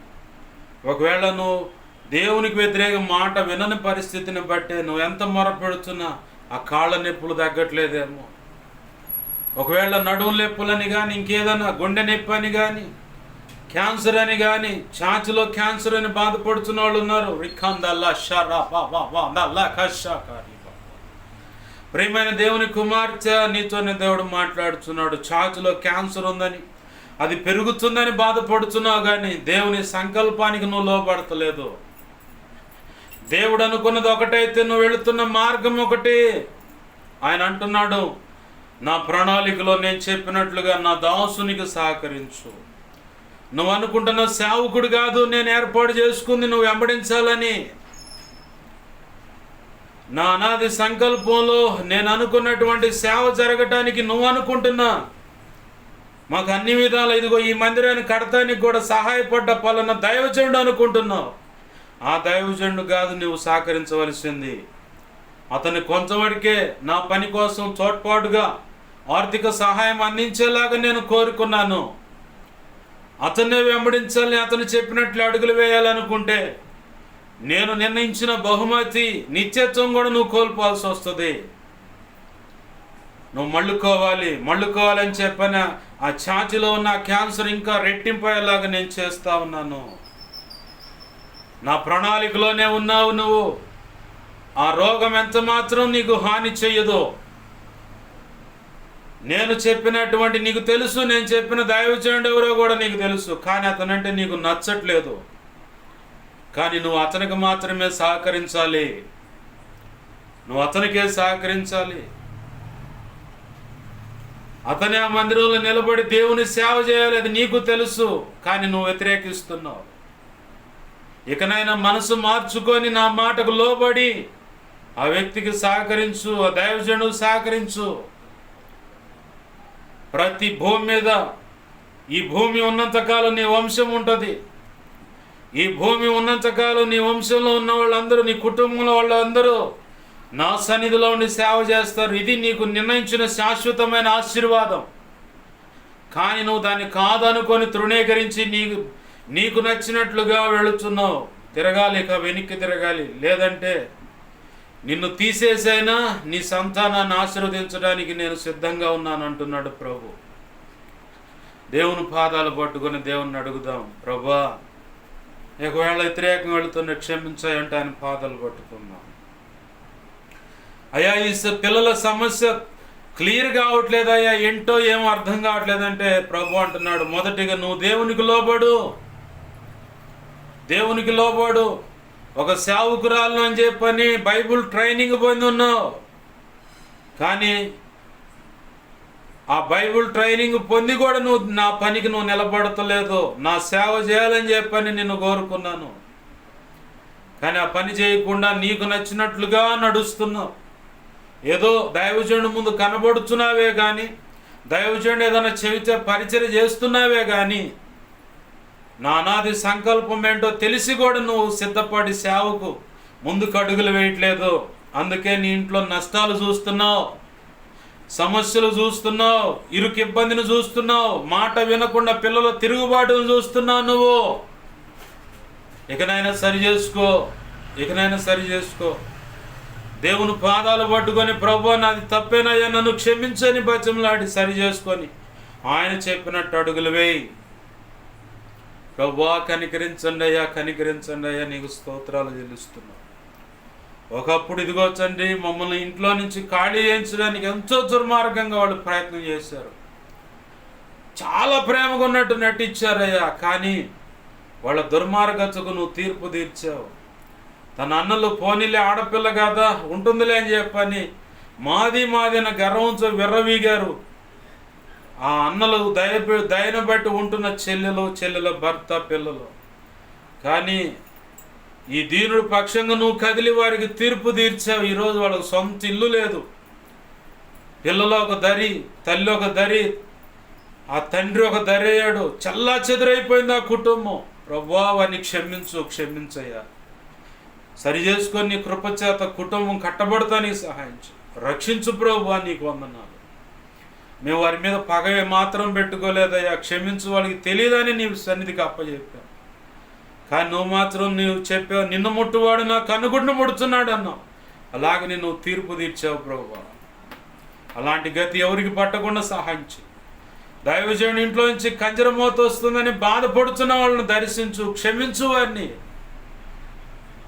పాప క్రియలైతే చల్లగా ఉంటుందేమో వారి కళ్ళు అనిపిస్తుంది ప్రభువా. తెలియక అజ్ఞాన స్థితిని బట్టి చేస్తుంటే క్షమించు, తెలిసే చేస్తుంటే నువ్వు చెప్పావు తెలియక చేసిన వానికి తక్కువ దెబ్బలు, తెలిసి చేసిన వానికి ఎక్కువ దెబ్బలని. అలాంటి పరిస్థితి వారికి సంభవించక మునిపే నీ పాదాలు పట్టుకొని పశ్చాత్తాపడి క్షమాపణ కోరుకో, నిన్ను మహింపరచడానికి కృపను దయచేయండి ప్రభువా. అనేక సంగతులు మాకు తెలియపరిచినందుకు వందనాలు, కృతజ్ఞతాస్తుతులు చెల్లిస్తున్నాం. నీ నామాన్ని హెచ్చించుకుంటున్నాం, నీ నామాన్ని గణపరుచుకుంటున్నాం. 2 తిమోతి 1:12 ప్రకారం నన్ను మమ్మల్ని అందరినీ సమస్తాన్ని నీకు అప్పచెప్పుకుంటున్నాం. మాకు మా మీద ఇంకెవరికైనా కళలో నిద్రలో దర్శనం స్వప్నాలు చూపించబడ్డ సమస్త చీకటి శోధనటి ప్రభావాన్ని యేసు నామములోని మహాపునరుద్ధాన శక్తిని బట్టి బంధిస్తున్నాం, లయపరుస్తున్నాం. బంధించి లయపరిచినందుకు కృతజ్ఞతాస్తుతులు మాత్రం. మాకు మా మీద ఇంకెవరికైనా కళలో నిద్రలో దర్శనం స్వప్నాలు చూపించబడ్డ సమస్త మంచి కళ్ళ మంచి దర్శనం మంచి స్వప్న నిద్రలో చూసిన సమస్త మంచి యేసు నామములోని మహాపునరుద్ధాన శక్తిని బట్టి త్వరపెట్ట జరుగునుగాక, నెరవేర్చబడునుగాక. త్వరపెట్ట జరిగేలా చేసి నెరవేర్చినందుకు కృతజ్ఞతాస్తుతులు. మా కోసం ప్రార్థించండి అయ్యా అని ఆయా రీతులుగా అడిగిన వాళ్ళు, అలాగే వీళ్ళే కాదయ్యా, ఇంట్లోనూ నీ సన్నిధిలోనూ మోకరించి మా సంఘ దైవజనుడు తెలియపరిచి ప్రార్థన చేయించని, మా సంఘ దైవజనుడు ద్వారా తెలియపరచని అడుగుతున్న వాళ్ళు ఉన్నారు. ప్రతి ఒక్కరి అవసరత యేసు నామములో తీర్చబడునుగాక.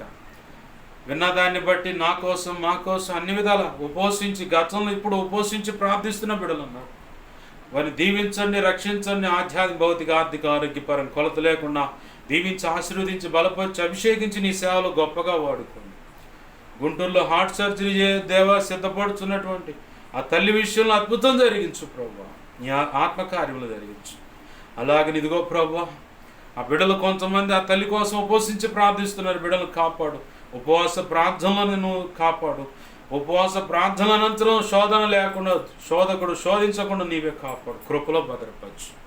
పాటల పరిచయం ఆశీర్వదించండి అయ్యా. ఈ గుంటూరులో పాట రికార్డింగ్ అవుతుంది, కావలసిన ధనం సహాయించు. న్యూ ఇయర్ సాంగ్ కూడా చేయించాల్సింది, ఆ విషయంలో కూడా సహాయించు. అన్ని విధాలు అన్ని విషయాల్లో కృపానుగ్రహించమని నీ చిత్తం నెరవేర్చును మాత్రం మహింపదమని. ఆదివారం ఆరాధన జయకరంగా జరిగించు, అన్ని విషయాల్లో కృపానుగ్రహించు. పరిచర్య ద్వారా నువ్వు ప్రారంభించిన సంఘాలు, సంఘ బిడ్డలు, సహకారులు, సాదాసులు, వెంబడిస్తున్న సేవకులు, సోషల్ మీడియా ద్వారా వాక్యం విని బలపడుతున్న వారందరినీ కూడా దీవించి నీ కృపలో భద్రపరచు. విచ్ క్రాఫ్ట్ అని, దేవా డెలివరెన్స్, హీలింగ్ ప్రేయర్స్ అని, ఈ చేతబడి క్రియలన్నిటి విషయంలో ప్రార్థన చేయించి ప్రతి బిడ్డను కాపాడు, కృపలో భద్రపరచు. అన్ని బంధకాల నుంచి వారిని విడిపించి నీ కృపలో స్వస్థ చిత్తులుగా చేసి బాగు చేసి నీ కృపలో వర్ధలు చేయి. నువ్వు తోడు నడిపి సహాయం చేయను. మా ప్రియుడును మా రక్షకుడైన యేసయ్య నామములోనే ప్రార్థించి సమస్తం పొందుకొని బిడ్డలందరినీ ప్రార్థనలోకి వేసిన వారందరూ దీవించి ఆశీర్వదించి చేతులు కాపజే నేను మహింపరచుకుంటున్నాం మా తండ్రి. ఆమేన్, ఆమేన్. ఇప్పుడు మన తండ్రి అయిన దేవుని ప్రేమయు, ఆయన ప్రియకుమారుడైన యేసుక్రీస్తు వారి కృపయు, పరిశుద్ధాత్మ దేవుని అన్యోన్య సహాయ సహవాసము సమకూడిన, అలాగే నీ ప్రార్థనలోకి వేస్తున్నా, ప్రభు చిత్త ప్రకారం ఏకీవిస్తున్నా, అలాగనే ఇక ముందు ఏకీవించబోతున్నా, అలాగనే పరిచర్య ప్రారంభించబడిన సంఘాలు, సంఘ బిడ్డలకు, సహకారులకు, సాదాసులకు, వెంబడించమని నువ్వు చెప్పిన సేవకులకు, ఆ witchcraft deliverance healing prayers చేయించబడిన ప్రజలందరికీ కలిగిన సమస్తమునకును, సోషల్ మీడియా ద్వారా వాక్యాలు విని బలపడుతున్న వారికి, వారి కలిగిన సమస్తమును కుటుంబ సభ్యులకును, సార్వత్రిక సంఘంలో ఉన్న సకల పరిశుద్ధులకును ప్రభు అయిన యేసుక్రీస్తు వారి కృప మనకు సమస్తానికి ఆత్మలకు నిత్యత్వం చేరు పర్యంతరం సదాకాలము చూడండి నడిపించునుగాక.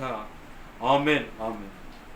యేసు రక్తమునకేచి, ప్రభేసు రక్తమునకేచి, ప్రభేసు నామమునకు సంపూర్ణమైన విజయం కలుగునుగాక. ఆమేన్. అపవాది వాడి దూతలు, చీకటి అంధకార శక్తుల క్రియలు అవి ఎంత ప్రమాదంగా మంత్రపడంగా అవేవైనా సరే వాటి అన్నిటికీ అనంతనాశనం, సర్వనాశనం, నిత్యనాశనం కలుగునుగాక. ఆమేన్. యుద్ధము యెహోవా, యేసు రక్తమునకే జయము, జయము, జయము.